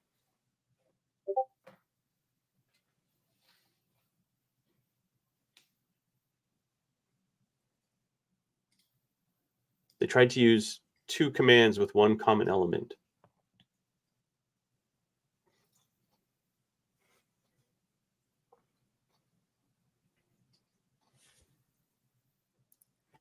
I'll wait. In the meantime, I'm just validating that I'm right.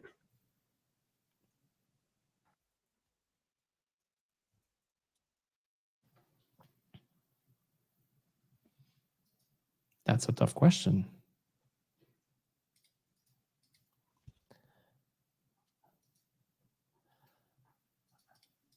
Are we going to be able to get the audience to find the actual answer?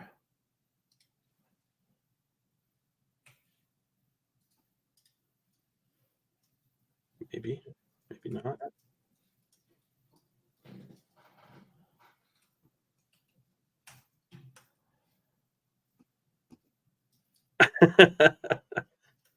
That's not a dumb answer. Four-way handshake.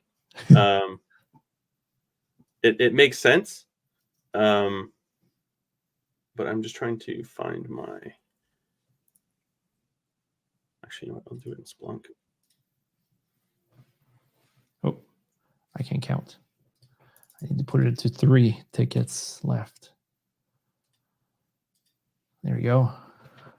Less likely to use method. No. Okay, you know what? I'm going to share my screen for a sec here.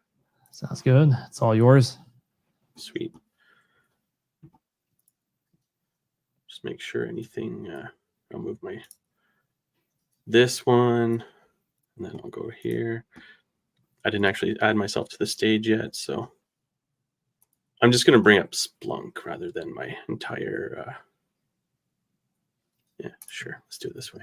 Well, if you want to bring up your password manager, you can do that too. I should, yeah, maybe. Again. There you go. Okay. So let's just take a look here. If anyone can figure out what the common element was.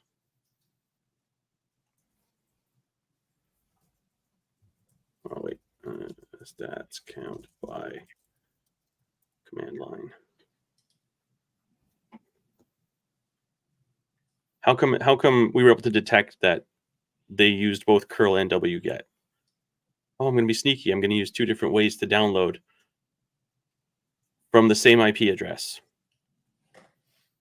So my indicator of compromise is the IP address, right? I can see that this is what I would use to now search throughout the rest of my environment. So now I can see, oh, they use curl and they use wget. So they use curl to get xmrig and they use wget to get the injector. A little smarter way to have done it would be to get your injector from a different IP address, maybe. Just a thought would make it a little bit more difficult because I could only see, let's say I could only see, I can only find that you got xmrig from this IP address. If I didn't know injector.sh was a thing and I just searched for the IP address, once I've discovered xmrig, I say, oh, crap, I found a shell script here too that they've buried. So that's really the difference. That's quite fast. I mean, like if you know some of the commands and the filterings and all that stuff, that can be very interesting. Much faster than doing grep. Yeah, like because it still looks like this in Yeah, real time. yeah, it's the exact same thing, but now you've Yeah, done it differently. Yeah. yeah. So I've done some tinkering since our last outing. Actually, I was going to try and highlight how everything looks different nowadays, but I apparently went over my license limit on my free Splunk too many times, so they just actually like killed my license. So I had to I had to get a new one. Oh, well, So that's at the why end of I the only day, have this stuff you now. you're just testing, right? So, Exactly. and then at the same time, like, they get free exposure now, Yeah. which is Look how great. sweet Splunk is. That's good. One of the things that I'd be interested at one point, if you wouldn't mind, you don't have to do it yet, right? But I'd be interested if we could demonstrate how to ingest those type of logs eventually, right, through an agent or whatever, how the case you do it.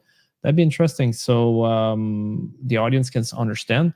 Um, let's say they install Splunk on their own. I mean, that's something we could also eventually teach, or if that's something Hmm. Steve, you're interested in, that could be something we could demonstrate eventually. And then how do we get those logs into a Splunk instance in this case? That could be very interesting probably to demonstrate. Yeah, and I'll be quite honest, like you just kind of go here, and then you upload. So to be extra honest, I didn't know that this was a thing until yesterday. Like when I first went through this, I was like, how do I get these things into Splunk? Um, and one of the cool things is like if I select a file, so okay, so this is a different one, Bumblebee. Um, We don't see it. no, it won't show up. It's weird how it doesn't show you any sort of preview there. But here's where the preview is. I see, oh, these are Apache logs. So this already has source type access combined, but like I Mhm. can go through. So you see here, I've created a custom one for Grafana logs. That's what I did with for the challenge we're doing right now. But there's a bunch of different things, but it does detect, oh, it looks like you're using Apache access logs. Okay. Next. And then I just do like Sherlock, and this is Bumblebee. And then Oh, my index, I so it create a new created the index whole for it too. index, so you created the index yourself. Yeah, I'm creating a new one just Okay. so that like when we do these demos, I can just say I'm only going to search this index, Hmm. and that it makes things a lot simpler. Yeah. I don't think I changed anything else here. Then review, submit, and now I can start searching, and it'll pre-populate. I haven't really looked at these logs yet, but here's where I can see Nice. this. Yeah, and it's kind of cool, like in a sense that like I do enjoy. Oh no, I can't see it because I'm only sharing a tab. I do enjoy my grep, my shell scripting to discover this stuff, but at the same time, like being able to see what the interesting fields are and say, oh, okay, like maybe I'll Yeah, because what he's doing right now, as you were trying to ingest everything, it was basically parsing some of the. I mean, like for syslog in general, it should know how to be able to parse syslogs, and we'll do that accordingly. yeah, exactly. Obviously, for other applications, it might be different. You may need to create parsers or trying to figure out a way to be able to do that. That can be quite difficult depending on which software you're actually using. But this one, it was just like the basic stuff, which is great. Just Absolutely. just keep in mind we still have that question, just in case I forget about it. What's the question? Well, it's the one you ask. Oh, the question. Yeah. So that question, I already answered it myself because nobody Oh, gave me okay. an answer. So it's like when I searched by the IOC, so it's the IP and port combo here, the 44 IP address, and then I did count by command line. So the command line is one of the fields in here. Where's command line? Do I have that here? Yeah, so command line. So I can take that and say, okay, I'm going to filter by command line, do a count by command line. So now I can see curl and wget. A ticket for himself. Nice. I win. Yeah. High five. You can go now there. Yeah. Yeah. So yeah, so that's one of the things where it's like, okay, you can use different methods, but if you're still going to the same place, and that's the place that happens to be what I'm interested in, it doesn't matter how you get there, I can find you. That's good. Four-way was able to find the link. Whoops. I'm going to share the link as well. I think it's quite interesting to everyone in chats on YouTube and the other platforms. Let's put that there. Thank you, Four-way Handshake, for sharing this with us. Yeah. And the beauty is you get Splunk Enterprise full version for 30 days, and then it just reverts to free, and just don't mess with the licensing.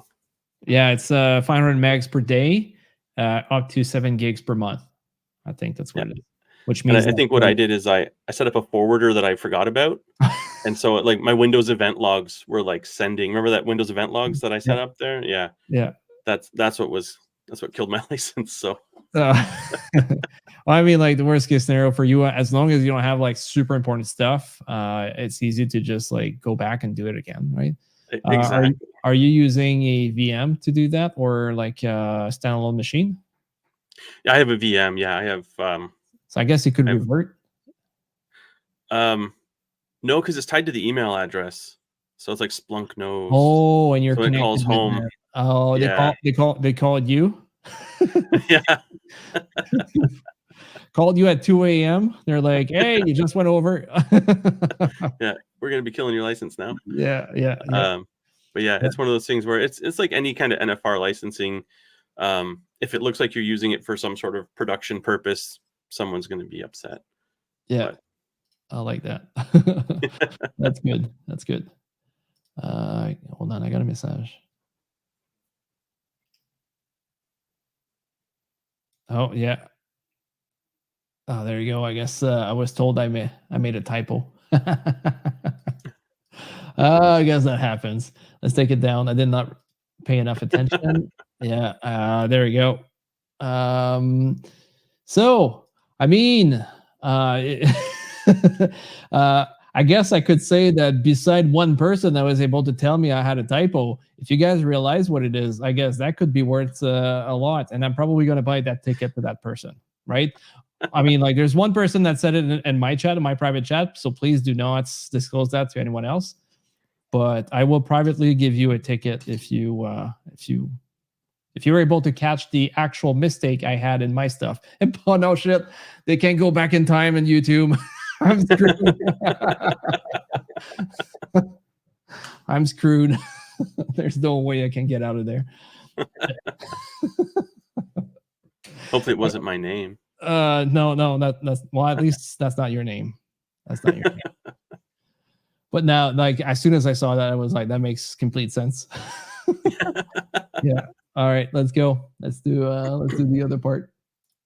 Well, sorry, were you done, Steve? I'm finished. Okay. Have at her. All right, I guess I can. Do we want to keep it this way or that way there? And then switch. I should probably even do that. No, that's not good. Let's keep it there. Puts me behind the bar. Yeah. Yes, behind the bar. Which kind of bar are you talking about? Just this green one, not a proper bar, unfortunately.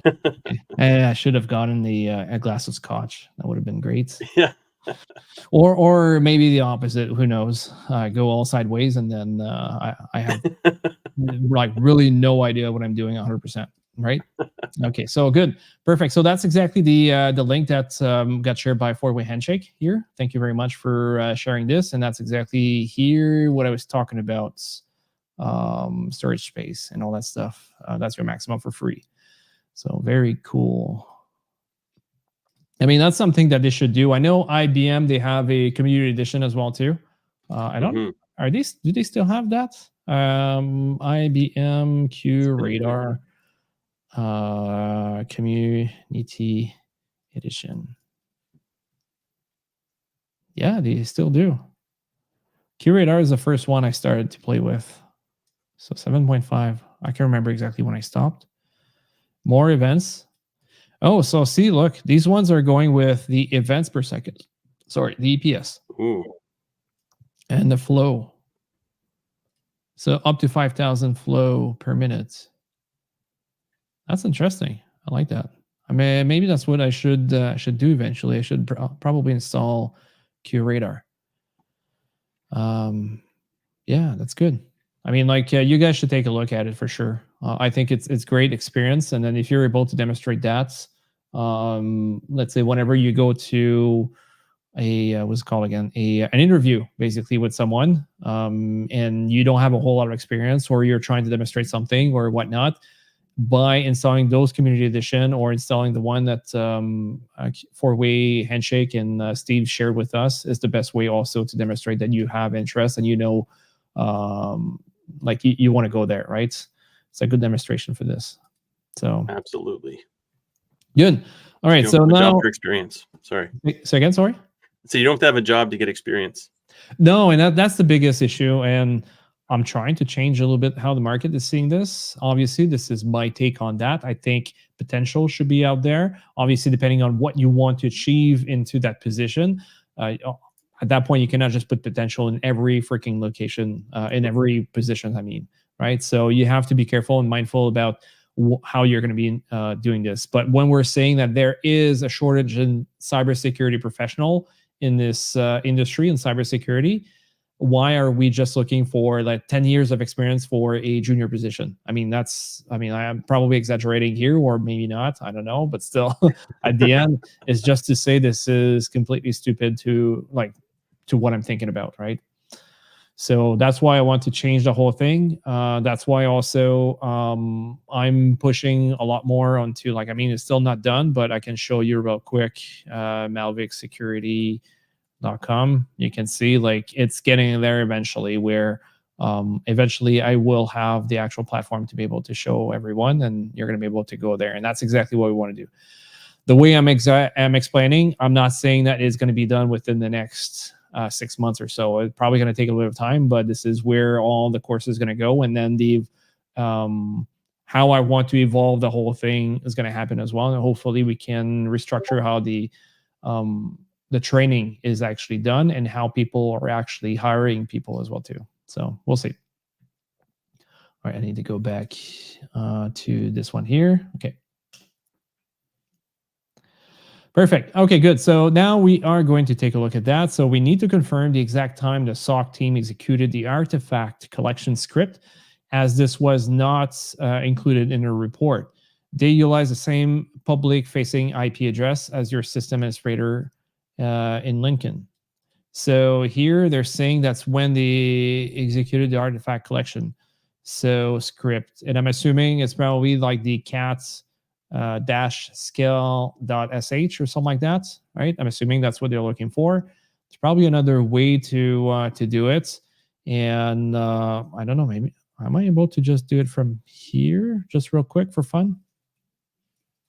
All right, cats scale.sh, enter. I guess we have that. We have 22, 11, 24, 1501. I don't know if that could be the answer to this. Copy selection. Was there one? 15010. I guess that's not the first one. The first one, sysmon command, that's one. 0137, but there's 0100. 0100 seems to be the earliest one. It's pretty much what I just copied here as well. How do you, okay, / and then seconds. Okay. So 00. Not that. This 24 / / Is that the answer? That's not the answer. Okay. Control X. Did I do it? Oh, day, month, year. Okay. So probably 24/11/2022. So 11/2024. No. 2022. That's not right. That day hasn't happened yet. Oh, hold on. Oh. Day, month, year, hour, minutes, second. Okay, so if that's not what it is, I'm assuming maybe it's the other seconds we need to pick at it or something like that. Because that's how they're saying they want it, right? // yeah. What about dash? That's interesting. Is there maybe an issue with some of the characters? 1501. Format of the question is wrong. It's when they started, right? The script artifact collection. They utilize the same public IP. We need to confirm the exact time. Day, month, year, hours, minutes, seconds. I mean, that's day, month, year. No, that's weird. Oh, the format in question is wrong. Okay, let's give it a try. Four-way handshake did share a script. Let's take a look at what it does. I mean, like, sorry, not a script, a command. Let's try this. So probably, did I copy the whole thing? I did this. I think it has to be @scale_out. Cat scale. What do you mean? Cat. So where you have your path, Yep. it should be @scale_out. Cat scale _ yeah. Maybe dots. Oh, it's /logs/var/log. Slash what? What did you So say? after cat scale out, it should be /logs. Oh, okay. Logs like this? Yeah, /var/log. There you go. Or there. Oh, I guess that's a good way to be able to define the whole thing here. And let's say 37. Might be 37. Let's give it a try with this. Because we saw that earlier too. Oh, that was 37. That was not 0. It's weird because I had 00 is what worked for me on mine. Because I tried 37 first because I tried to, do it that way. Which platform? Did you do it on the Enterprise or you did it on the other one? Enterprise. Enterprise? I think so. Wait, hold on a sec. No, VIP Plus. Oh, okay, so if you have VIP Plus, it's not the Enterprise. That's like the common one. And if you can recall from last meetup that we did last month, there was questions that were not in the other one that were not expecting, right? So I mean that's what it is. So I'm using the Enterprise right now, the Enterprise version, where everyone could get access if they go directly on the meetup page. The meetup page, and then after that they join Discord server. You can request access if you want to. This week there's not a whole lot of people that requested access. Maybe I don't know if it could be the fact that it's a Monday. Who knows? So, all right, let's keep going. So please confirm the password left by the system administrator in some Grafana configuration file. So I think we did find that password earlier where Steve pointed it out. It was right in front of me, but it was kind of, well, not necessarily in front of me because I think there was so many different things that I did not take a look at. Okay. Yeah, so you're probably using the four-way. You're probably using again the actual, like the normal one. So, for example, if you go to hack the box, I don't want the Enterprise. So if you come here and then you do, let's say, is it here? Yeah, there it is. Okay, so you have business. That's the Enterprise. If you go here, that's basically app.hackthebox.com, right? And that's probably where you're at. And I think this is exactly the difference in between the two. Okay, good. So we found the password earlier, which is great. So we can keep moving. It was into one of the default INE, sorry. INI. Sorry, French, English. Sometimes I mix them. Lucky me. There you go. Good. Okay, so we found this. We got that. Good. Let's go back to the questions here. What was the mining thread value set to the XM rig?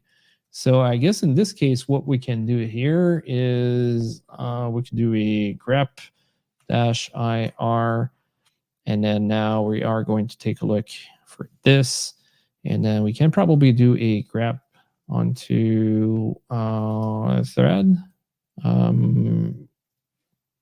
I don't know if it's going to be plural. I'm not sure. But let's press enter here. And we have a bunch of stuff. And we see here rig, and it's going to thread at 0. So let's give it a try with 0. Let's go back here. There. At 0. Good. Our CISO is requesting additional details surrounding which mining pool may have been utilizing. Please confirm which, if any, mining pool has been used. So if we take some of that information that we collected earlier, I'm going to close this one. I don't need it.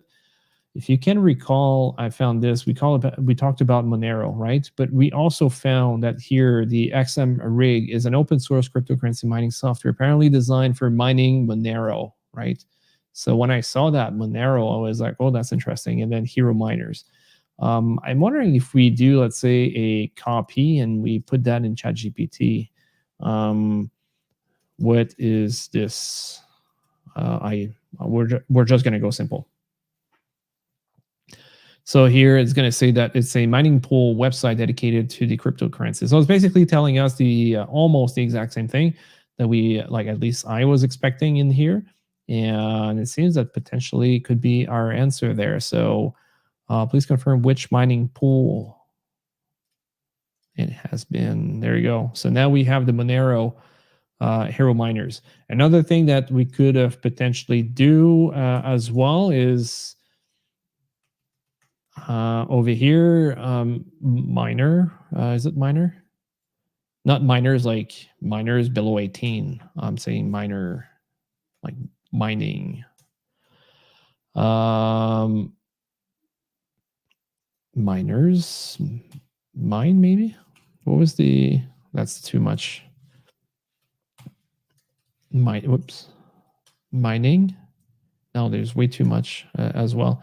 I think what we would need to do is to be into a location that's a bit better, because I think there's way too many answers that could be there. Mining, Monero, because we kind of knew that's what it was, right? Or at least the chances were quite high. Oh, there we go. I think that's what it would have been, Monero.com. But you see here, miners. I mean, that's not really a given in this case. I guess in our case right now, it's just we're lucky enough they would have been miners. It would have worked, but I don't think they would all work in this case. So it'd be like Monero, because we did some research about the binary that we found, and that's pretty much how we were able to get there. All right, let's keep moving here. We have question number 12. We couldn't locate the crypto mining binary in configuration file in the original download location. Where did the TA, the threat actor, move them to on the file system? We had a question earlier that we kind of answered part of it. Did I take any notes about this? Oh, there we go. I think that's what it is here, right? That's the location that we found. When I was looking for this file and the threads, we found it there. So if I do that again, just for the sake of replicating what I'm doing, we see here, that's exactly where the file is. We see the config.json, and we see also the binary right there. So let's copy that selection, making sure it's the right one. And then we're going to copy there, submit it. Perfect. So we have been unable to forensically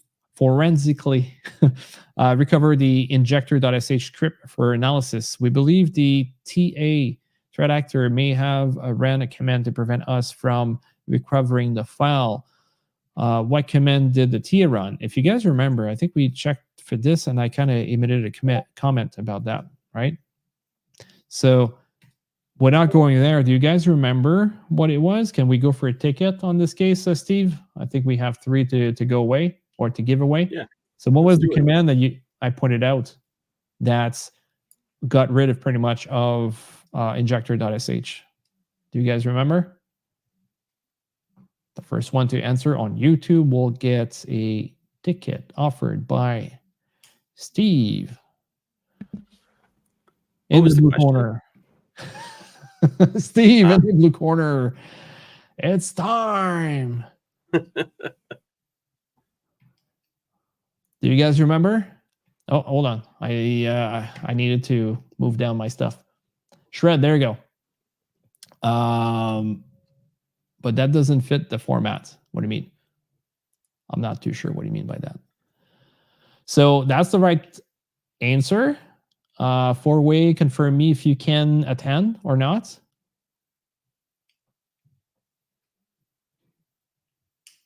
It's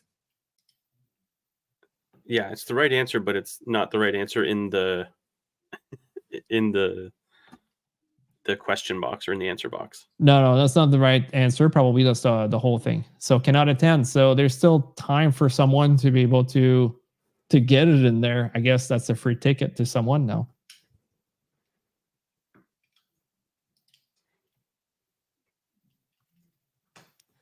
Do we have people paying attention?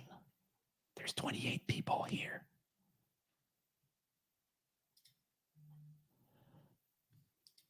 I'm just going to put that thing there.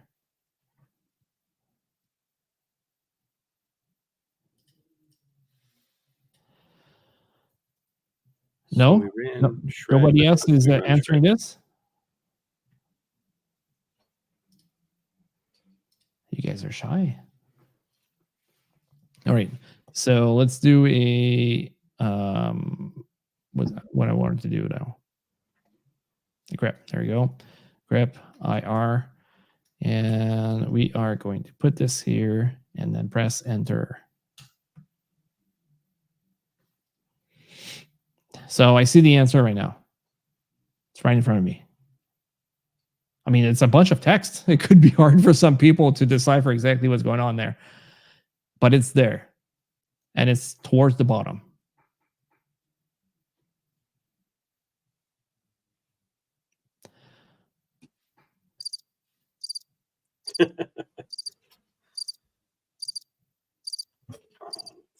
No, nobody on YouTube. Everybody is shy. All right. Well, we're gonna have to move along. I'm gonna give it probably 5 seconds, and then we're gonna have to. Oh yeah, I mean, like you got it for sure. That's exactly what the actual command I was looking for. Right, it's right there. Whoops. Twice -u. Whoops, it's went away again. Sorry, my bad. All right, so shred -u. I was looking for shred. That's mainly like shred -u would have worked too, but shred was the actual one. So good. All right, so let's go back here. There we go. So the whole command is in there, and we got it. Last question.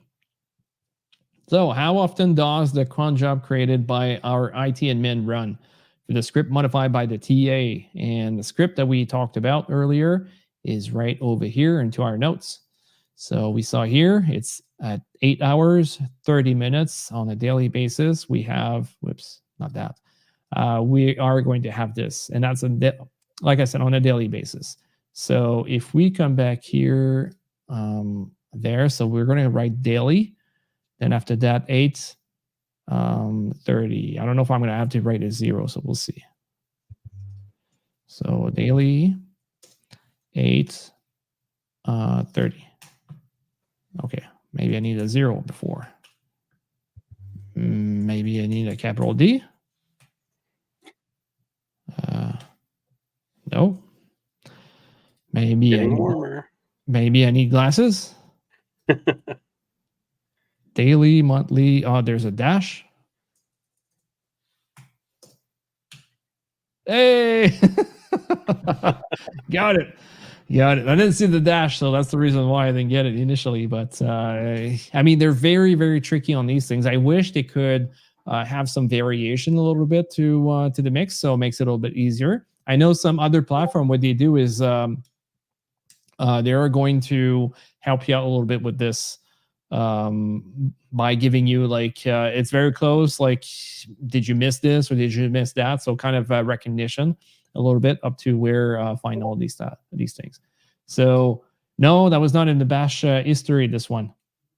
No, that one wasn't. No, that wasn't in cron job. So let's go fetch this one. I mean, I already have the actual lines, so it could be easy enough to just like copy this probably, maybe. Let's see. Grep. Oh, I forgot to do the R. No, I didn't find it. I was hoping to be able to get it. Can I just do this? Oh, there it is. Okay. So cron tab, root, cat scale out. So let's do a copy. There. So PWD now, right? And then if I do LSLA, cat root, now we find it. So that's exactly where it was. All right, we are done with this machine. Steve, did you have anything else that you wanted to show the awesome audience that we have around? Kinda. I wanted to more kind of like chat a little bit about a methodology for handling like this kind of incident. Like when you get this information, like, you know, right now we're kind of like we dig through what we need, and let me I'm just gonna change. I'm gonna add my stuff to the stage, and I'm gonna change what I'm sharing.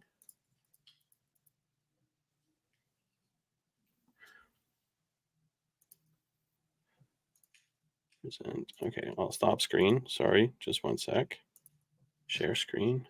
And you know what's interesting is the mistake I did. They could like people could have find out exactly the issue and then let us know for a free ticket. I mean, like it's cheaper for me, right? At the end, because I was going to buy one for someone. Yeah, exactly. Where am I at here? This right here. So like, small. Can you make it? Oh, hold on. How's this? Yeah, that's good. That's good. Okay. So yeah, so like when I have a scenario, you know, I know it's EC2, I know it's Grafana, I find out XMRig is running, see the, you know, the office IP address, and then like these questions here are essentially like you're looking for leads, right? So one of the first things when it said what CVE led to the initial compromise of EC2, I was like, okay, well, okay, maybe I want to go to / user share Grafana. And when I'm in here, okay, first things first is I see version. So I want to say cat version 8.2, right? So that's like JF, your way of doing it is okay, like, or not the way you do it, but the way you did it is you searched for Grafana and looked for vulnerabilities. So now I'm still going to say Grafana 8.2.0 vuln, and then I'll look for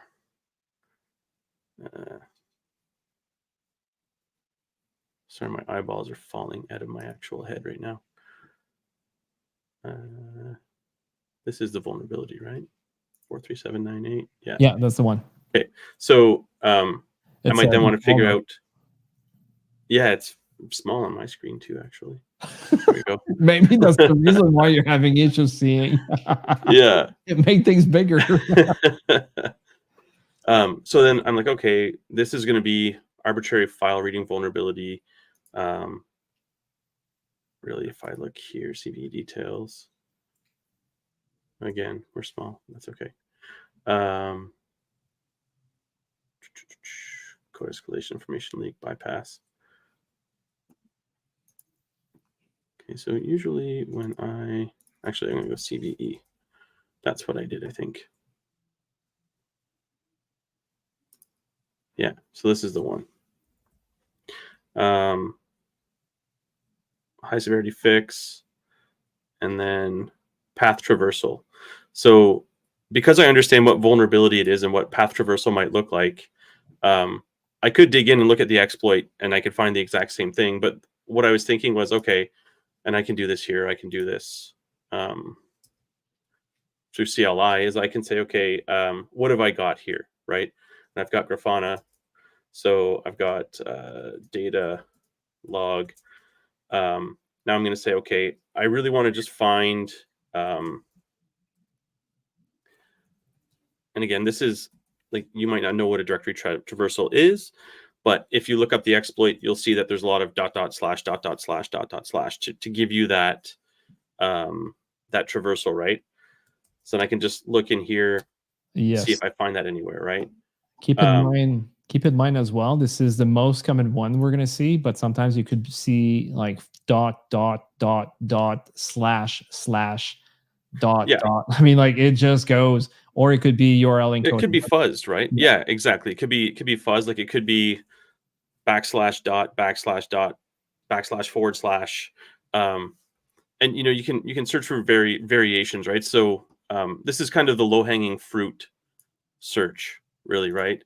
So that's in let me just try and make this kind of even-sided so we can kind of look at both the Splunk and the CLI side of things. So here I could just look for ..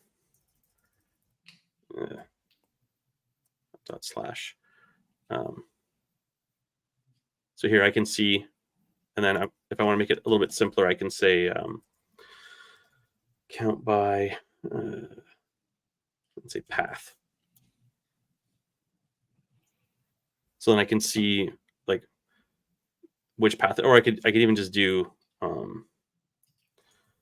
table path, and it's really the same thing. But there's just to show there's different ways of being able to put your data into a readable format, right? Here I could say. Do you have a good? I'm gonna say that out loud. Like probably like a PDF that has like some sort of resources with all these tips and tricks on finding stuff on Splunk like this, or this is something just over time that you accumulate knowledge. This is something that I've kind of just hacked around with. Like I used to run a Splunk instance before, like in a as a security engineer, let's say, before they actually released their security operations suite.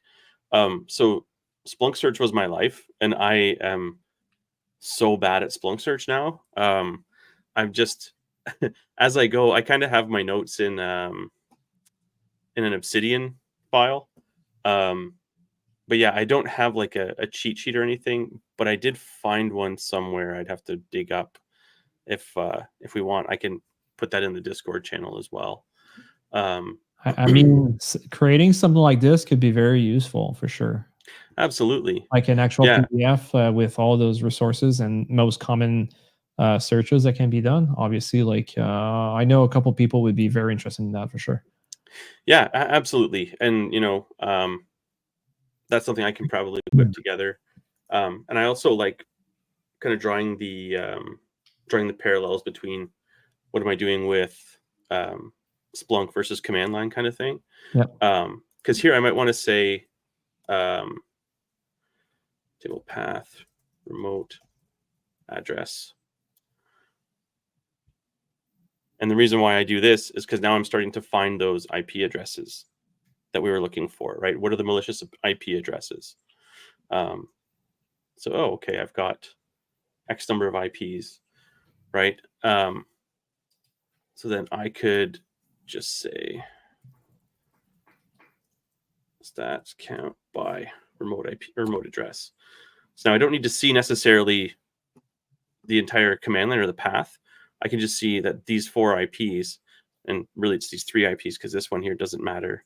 And there's another one here that isn't actually malicious too. It didn't count when I entered it into the into the file. And that's if sorry, hold on. Table remote address path. I'll show you why one of them isn't actually malicious.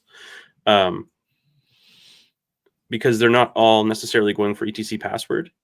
Some of them, I believe it is, might be this one that wasn't malicious. Let's see. Let's cheat a bit here. 195.80, 95.181. Well, you're not cheating because we already found that information. It's true. Yeah, we're really just checking our journal.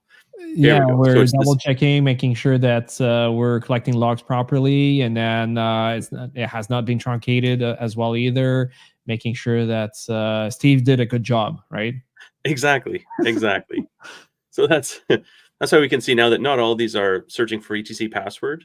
Some are looking for, like this one here is grafana.ini, which wasn't one of the ones that had the bad stuff. The defaults.ini did.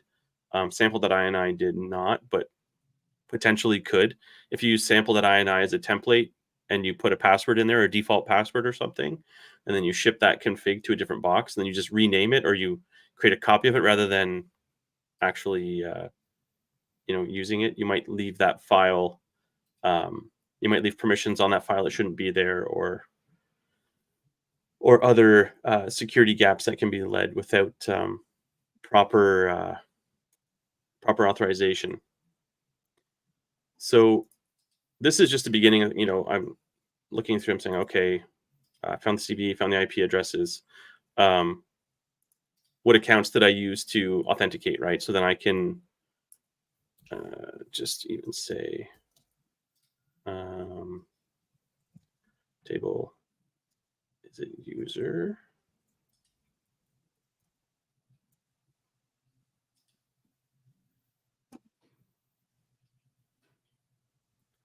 Let's try this. Oh, I realized I forgot to list the video on YouTube. So, oh, no big deal. That's me talking out loud right now. So I can see here who may or may not be, like, we want to see what root's doing, we want to see all this stuff, but we have a hint that Grafana is being exploited. So I might want to see what the Grafana user is doing. And, I would first figure this out by understanding what user is in place. And I have that information over here. So you see, I can be doing command line work to try and figure out what's in some of these files that aren't logs. And I can use Splunk or whatever tool I have to filter down the logs and index them, etc.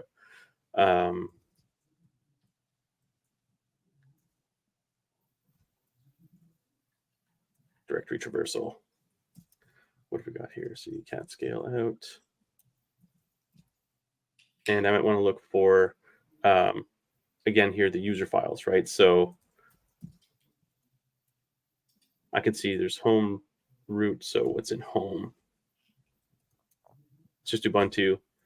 And then if I see there's user, and it's share Grafana. So that's really the Grafana user's home directory, right? Can you make it a little bit bigger? Are you able to do that? I can. That's not bad. Okay, thanks. Yeah, no problem. Let's just try that. Make sure it fits. I care about your eyes. That's why. Yeah. If one of them falls out on this screen, just don't be alarmed. I'll put it back in.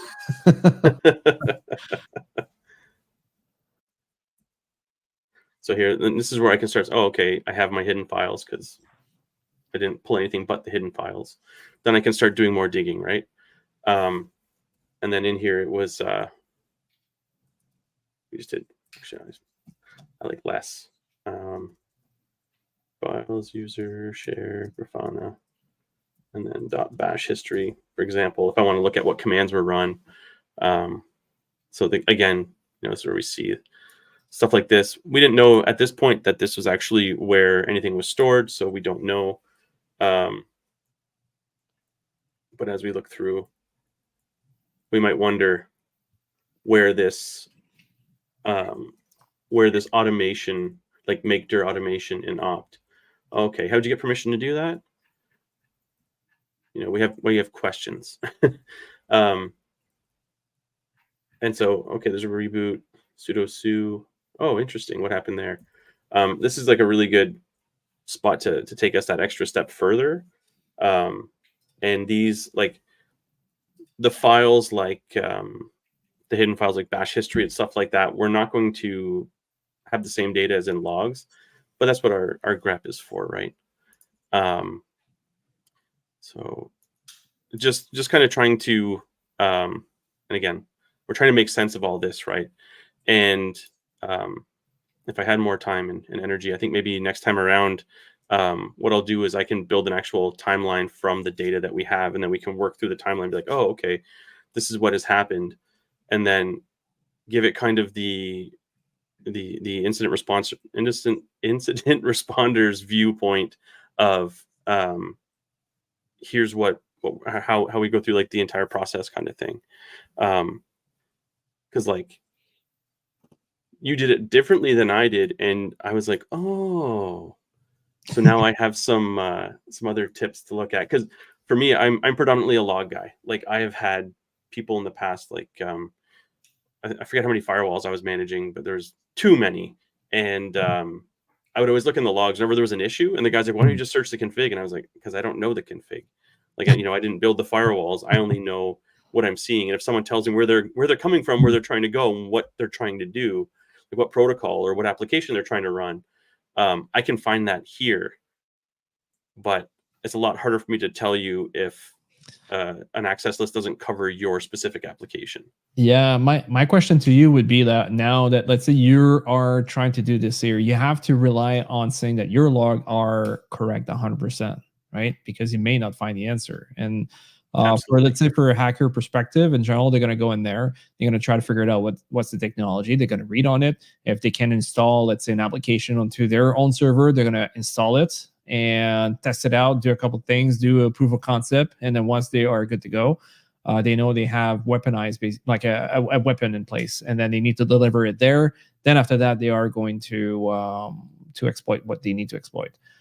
But at the end of the day, to me, config files, obviously, if you can get access to it, I would say try to think about that too. But you're not wrong either, and that's not what I'm saying, Steve, here. So no, yeah, exactly. Like you have to have the whole picture, right? Like at the end of the day, you have to have these files that are like that more than logs. Like logs are great, and as long as you know that the logs have integrity, then that takes you a long way.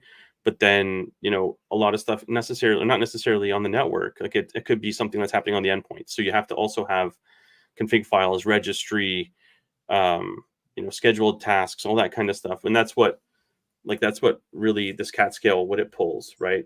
So you can see persistence, like it's looking at cron. So that's your scheduled tasks, service status. So what's actually running at the time of this extraction, system CTL. So what services do you have installed? What services do you have enabled? What services do you have running? Stuff like that.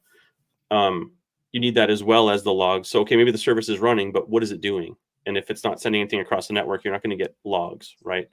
You might have local logging, but that's not 100% guaranteed in a world where people still think that storage space is at a premium and you can't store logs locally. Yeah, it's super expensive. And how many times, Steve, was you told, okay, so we have an application here, we have a server over here, could be Windows, could be Linux, and they're telling you, all right, we need the logs in there. And you're like, okay, so what do you need? You're going to be like, we need all the logs in there. What would be your answer to someone that tells you, I need everything in there? I think it leads a little bit to what you just kind of... Yeah, it would be like, especially when you're looking at, so the storage part is the cheap part. It's not cheap, but it's the cheap part, because when you get using a tool that requires, or that bills you by events per second, and you send it, 10,000 events per second.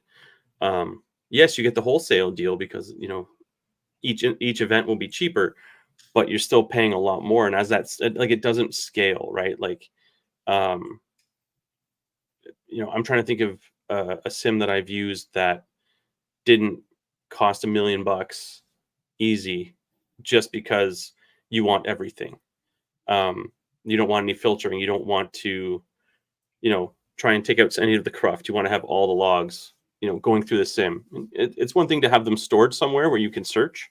And I have seen that as well. I've worked in an environment where, we use the SIM for core logs, but if we had to do in-depth investigations, we had another box that was doing like packet capture and syslog, and that's where we dove in, and it was just like a Linux box.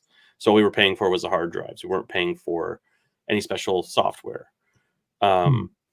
So it's really, you're always gonna win if you know what it is you're trying to protect, what it is you're trying to accomplish. If you don't know what you're trying to accomplish and you just think, I just need all the data everywhere, then unless you're doing some sort of epic like Apache Spark moves, where you're doing like big data, you're going to have a lot of data that you're not using. And that might be an unpopular opinion, but again, it's one of those things that's like, yeah. So some of the experience that I've gotten, especially on the cost, like I know you're saying that cost of space sometimes does not really matter to some companies. It's possible. On my side, I've seen more the cost of space is getting too much sometimes, right? Because you're creating gigs and terabytes of logs in a short matter of time. And then whenever you have this, how do you store them after that? Are you going to collect them raw? Or are you going to do anything? So it just adds up like crazy. So that's why, like in general, and correct me if I'm wrong here, Steve, most mature organizations, they're going to have integrators, which means that they're going to have teams that actually know what is required for the organizations to keep and the security and all that stuff.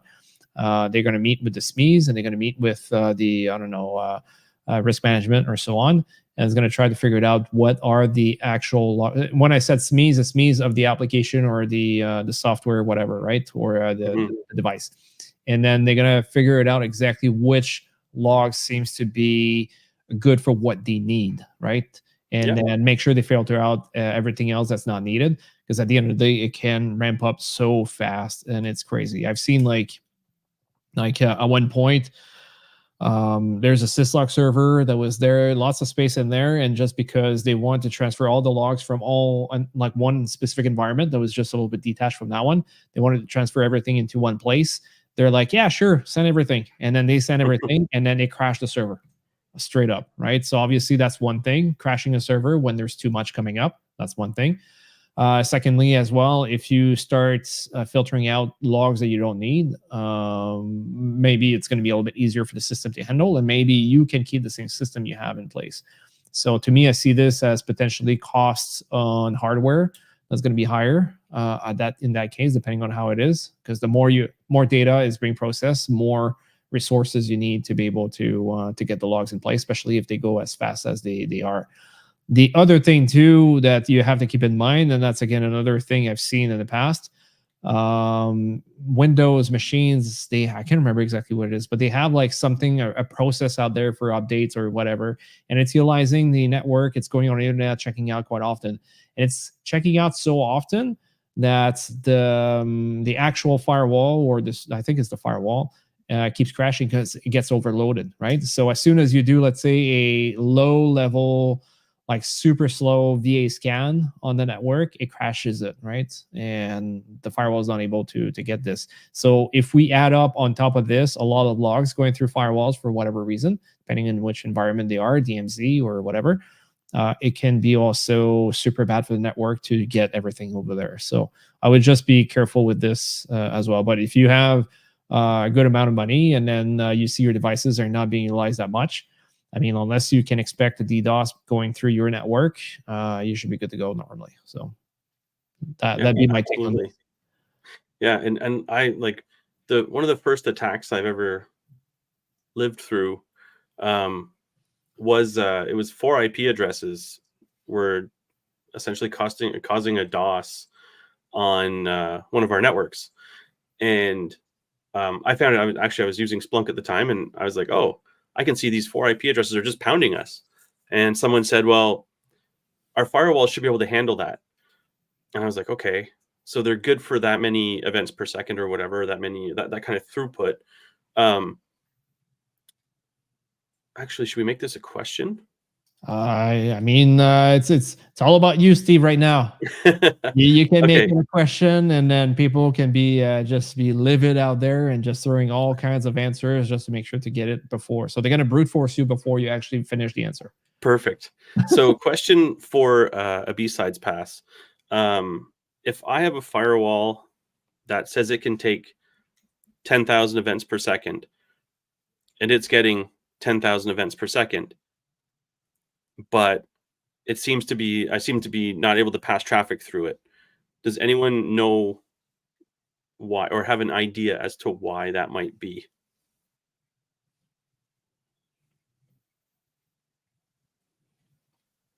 Do I have no, I don't have anything.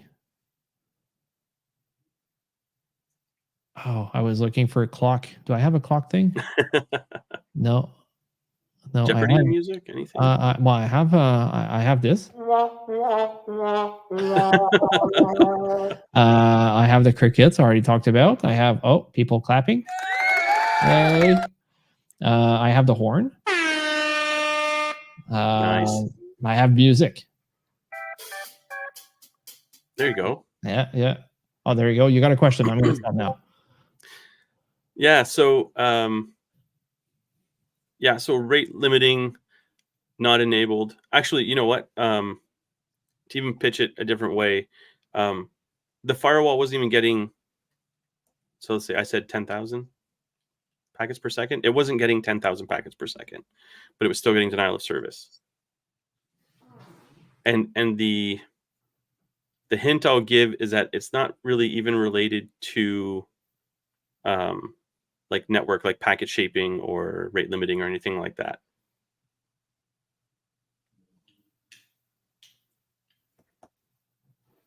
It's more based on what does a firewall do when traffic comes in. And I had to look this up on the fly to kind of drive the point home when I was told, no, that's not the problem because our firewall should handle it.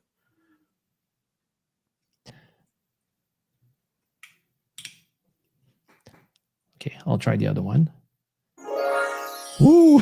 There we go. Like I'm like a little boy right now trying my toy. And then this one, that's the last one. Oh, there you go. Yeah, the other ones are just FX. I don't know if they do something. They probably do a pitch up. Let's see. Can you hear me well? Nice. Wow, that's bad.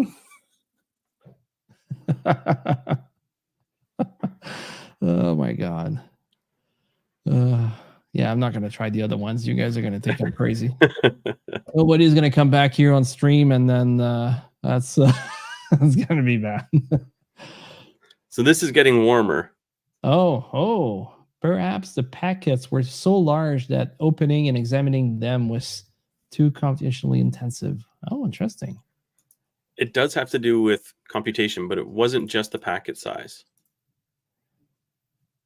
It says, or maybe each of the incoming requests was causing a ludicrous amount of outgoing requests. That's a tough question here again. Not quite. I'm just. So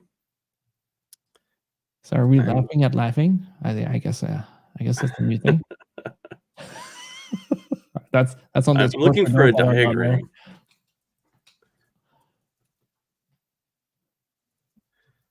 I used to use this diagram in my firewall class when I taught it at Algonquin. Ah, perfect. Okay, I'm going to. Oh, that's not very big. Yuck. Okay, I'm still using it. Boom. I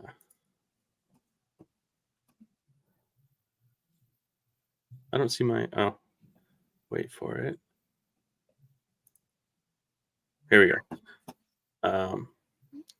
So I'm not going to zoom in on this one because it's blurry, but it leaving it as an eye chart also gets the point across.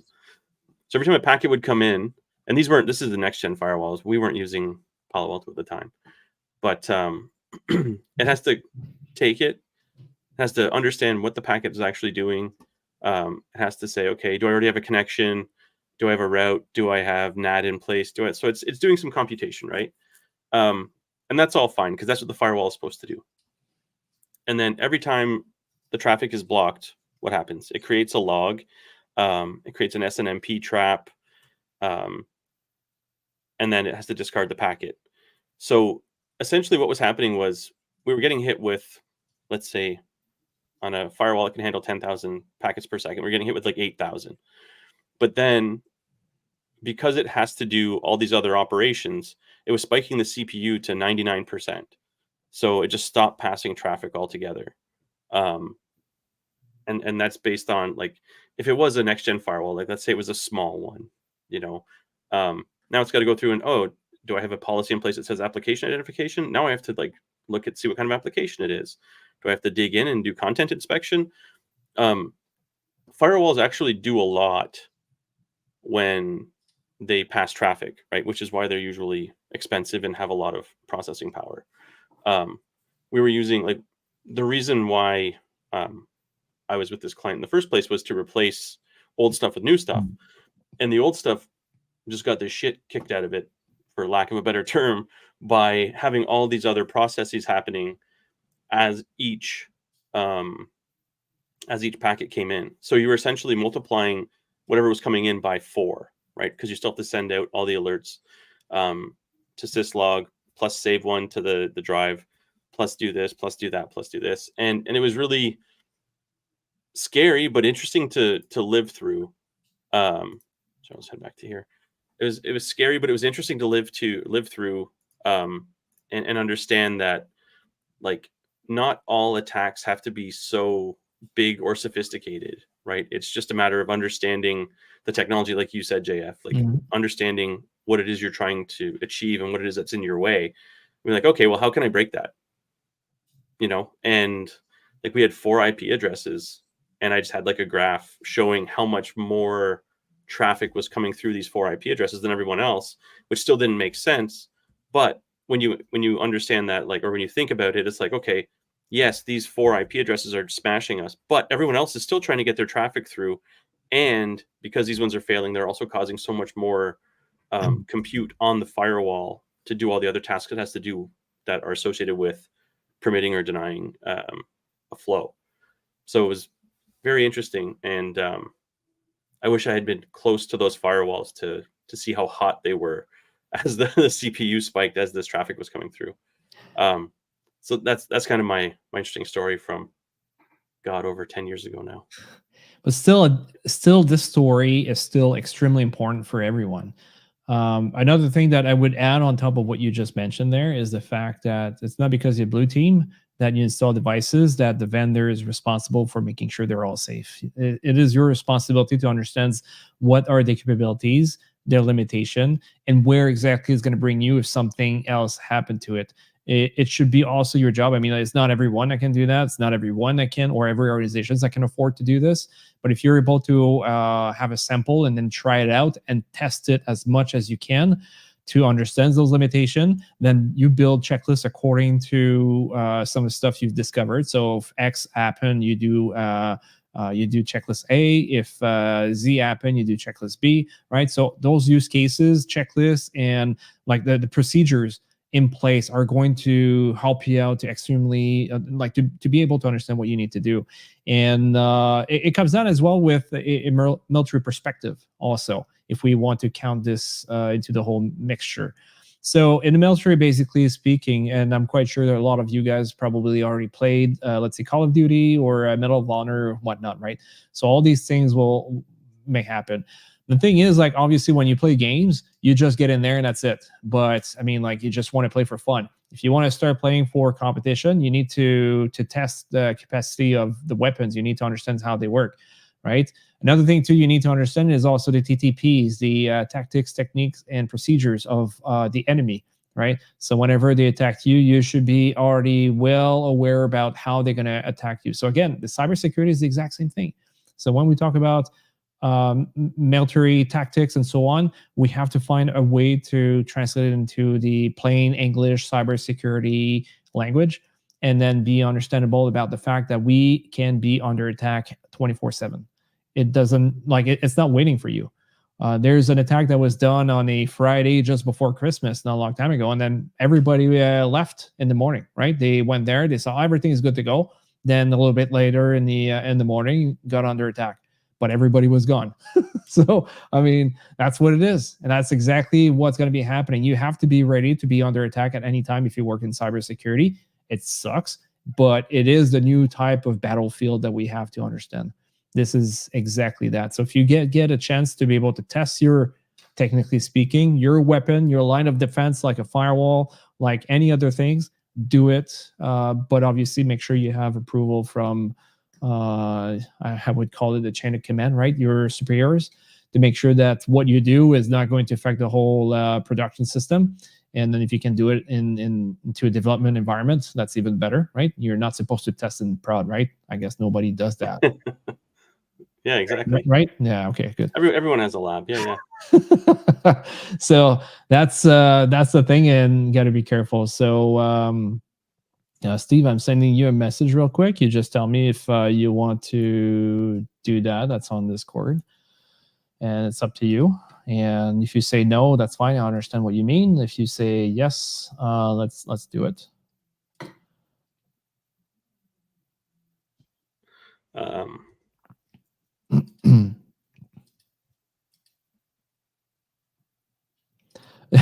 Yes, I mean the logistics.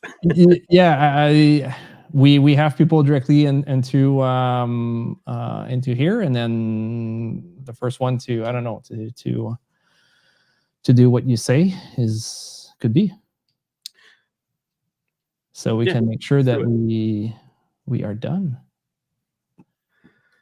Okay, all right. Let's move this over here. There we go. Rapid fire question round. First person who can answer with their mother's maiden name gets a pass. Just kidding. Don't do that. Don't do that. Yeah, your Hotmail account password or Gmail, depending on what you use. But it needs to be your primary one. If you don't use a primary one, you're losing. You're not getting a pass. We have to test it first. Yeah, exactly. We have to validate that it's good for something. Yeah. So okay, go. I don't know. You want to go for an easy one, like super easy, something that anybody can do. Yeah.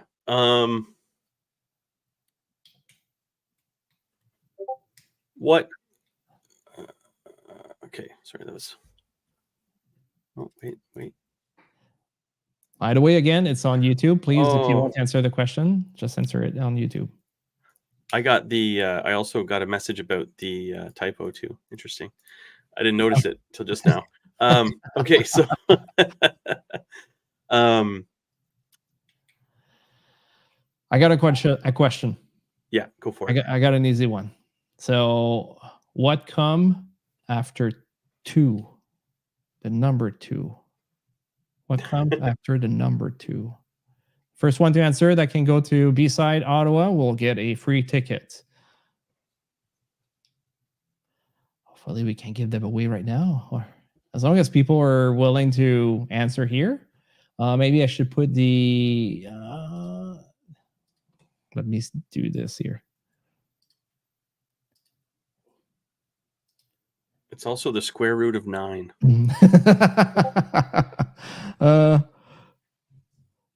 Yeah. Answer on YouTube. So those that are on YouTube, I shared it like on all the platforms we're currently streaming. So just in case, if you need to get access and then answer on YouTube because you have the answer, just go. Oh no. So close.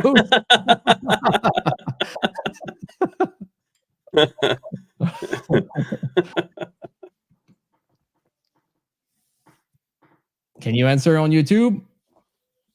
I can put the link. Oh no, you guys, if you're on, there you go. Make it easy. We want to give them away. How many passes do I have left? Say again?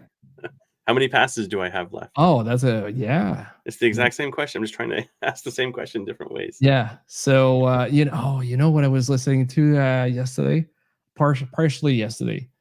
Don't mess with the Zoan. Oh no.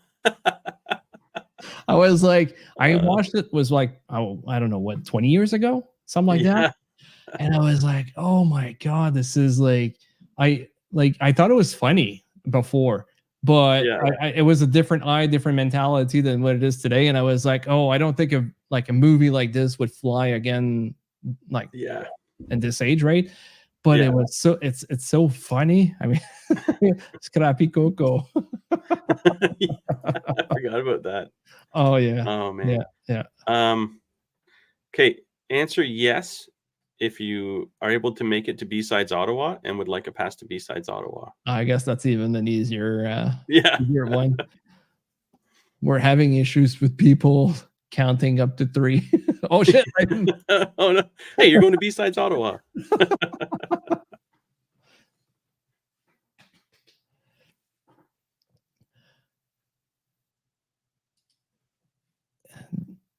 All right. Maybe it's a lost cause. Yeah. Well, I mean, like, it's not because we don't want to give them away if people are shy, or maybe there's people that are not even in Canada or Ottawa, right? So we do appreciate you being honest with this, because we don't want to just give them away. And we would like to also meet you there. Andrew, do you have a pass? I see you typing. If it's not the answer, I don't know what you're typing. Last B-Sides, I got a Mendiet meat thermometer. Oh wow, that's good. Useful. Yeah, a hackable one. Well, I guess Steve, can you ask your boss if you can also provide a flying ticket? Yeah, probably not. Probably not.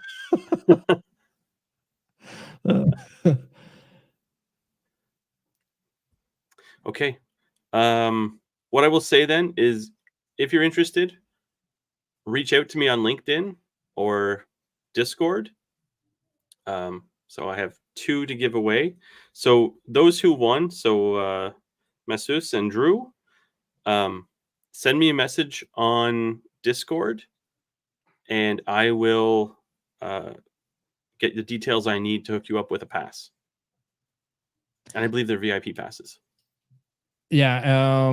Do you want to make it no longer than a certain amount of time, or until B-Side happened? Could be until B-Sides happens. Until B-Sides happens? Okay, so you got 2 extra tickets. Obviously, like, I mean, it's going to be the first come, first serve. So if you connect with Steve later on, let me just put this over here so people can see. Whoops, I want the banner. This one here. There you go. So you got the X platform here. So if you want to contact him there, I guess Discord is good as well. So just to make sure that you guys know, is first come, first serve. If you are late, unfortunately, like, Steve may not be able to give it to you. So thank you very much, Steve, for being able to share this on the stream. It's very, very, very appreciated. I'm quite sure by everyone that can attend for sure. It's unfortunate for the others that can't.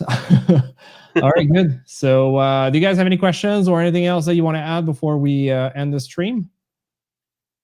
Oh, I got Massus. It says I won't be able to attend. Okay, so I have 9 passes. 9? You went to right now. 2 to 9? No. I have 1 to give away, so I have 9 remaining. Okay. All right. Thank you very much. So I don't see any questions. I don't see anything on Discord either. So I think that's going to be a wrap over here. Awesome. Well, I can tell you it was a fun one, this one. I had lots of pleasure to be able to do that with you, Steve. Very appreciated. And then next time, it's going to be B-Side Ottawa 2024. Right now, we have not scheduled anything yet. We're trying to figure it out exactly what time that we're going to do something at that point. Might just do like a meetup that you guys, inviting you guys to be able to meet with us as well. So it could be like a 2 days event, but maybe like a specific 2 hours time frame or so where we're going to do something. We have a bunch of different things that we are envisioning doing. Still not all scheduled or are not all like done, but just to give you a sneak peek, looking at potentially doing some ransomware where you can actually like detonate the ransomware onto a machine so you can see how it actually works. Not 100%, but at least to understand what's going on. I think it's BitLocker that's in there, so that could be like it's one of the latest one that happened, and that could be very interesting to actually see and know that you're into a safe environment where you can actually do it, and there is no repercussion in the end. We're looking at forensics, potentially as well, looking for a team simulator to be in place too in there. So Team Simulator is basically a platform where we are going to have, let's say, Elastic Stacks or Splunk that's going to be there, and probably like Velociraptor. You're basically thrown into an environment where you need to find IOCs, like all the indicator of compromise. So I'm not thinking that's it's basically a competition I want to bring up. So basically, how many can you find within 30 minutes to an hour, right? Like small teams and so on, and then see how far can we go. So far there's no prizes to that we're going to be able to win. But I'm hoping that we are able to find sponsors or something like that to be able to provide maybe extra prizes or something like that. Otherwise, it's just to be able to prop you there and then and have fun. Oh, I think we lost Steve. Did he say that he was leaving, or maybe he made a mistake? I don't know. So yeah, so that's basically what I'm looking at. And there's probably other demonstration like a crisis simulator as well. Where we are going to experiment basically an actual event that happens, and we have to take decisions. And then also the audience can actually take the decision on what's going on by voting with their phone or something like that. So that could be also very interesting and very, very fun to do. So I don't know where Steve went. I don't see any comments anywhere. So maybe lost connection. That happens to me in the past. So, all right, good. Very happy to have you guys, and then we'll see you in probably what's in 21st, so about like 24 days, if I can count. All right, thank you guys. Have a good one, and then Steve, on behalf of Steve as well, I wish you well and a very good week as well too. So, cheers, guys.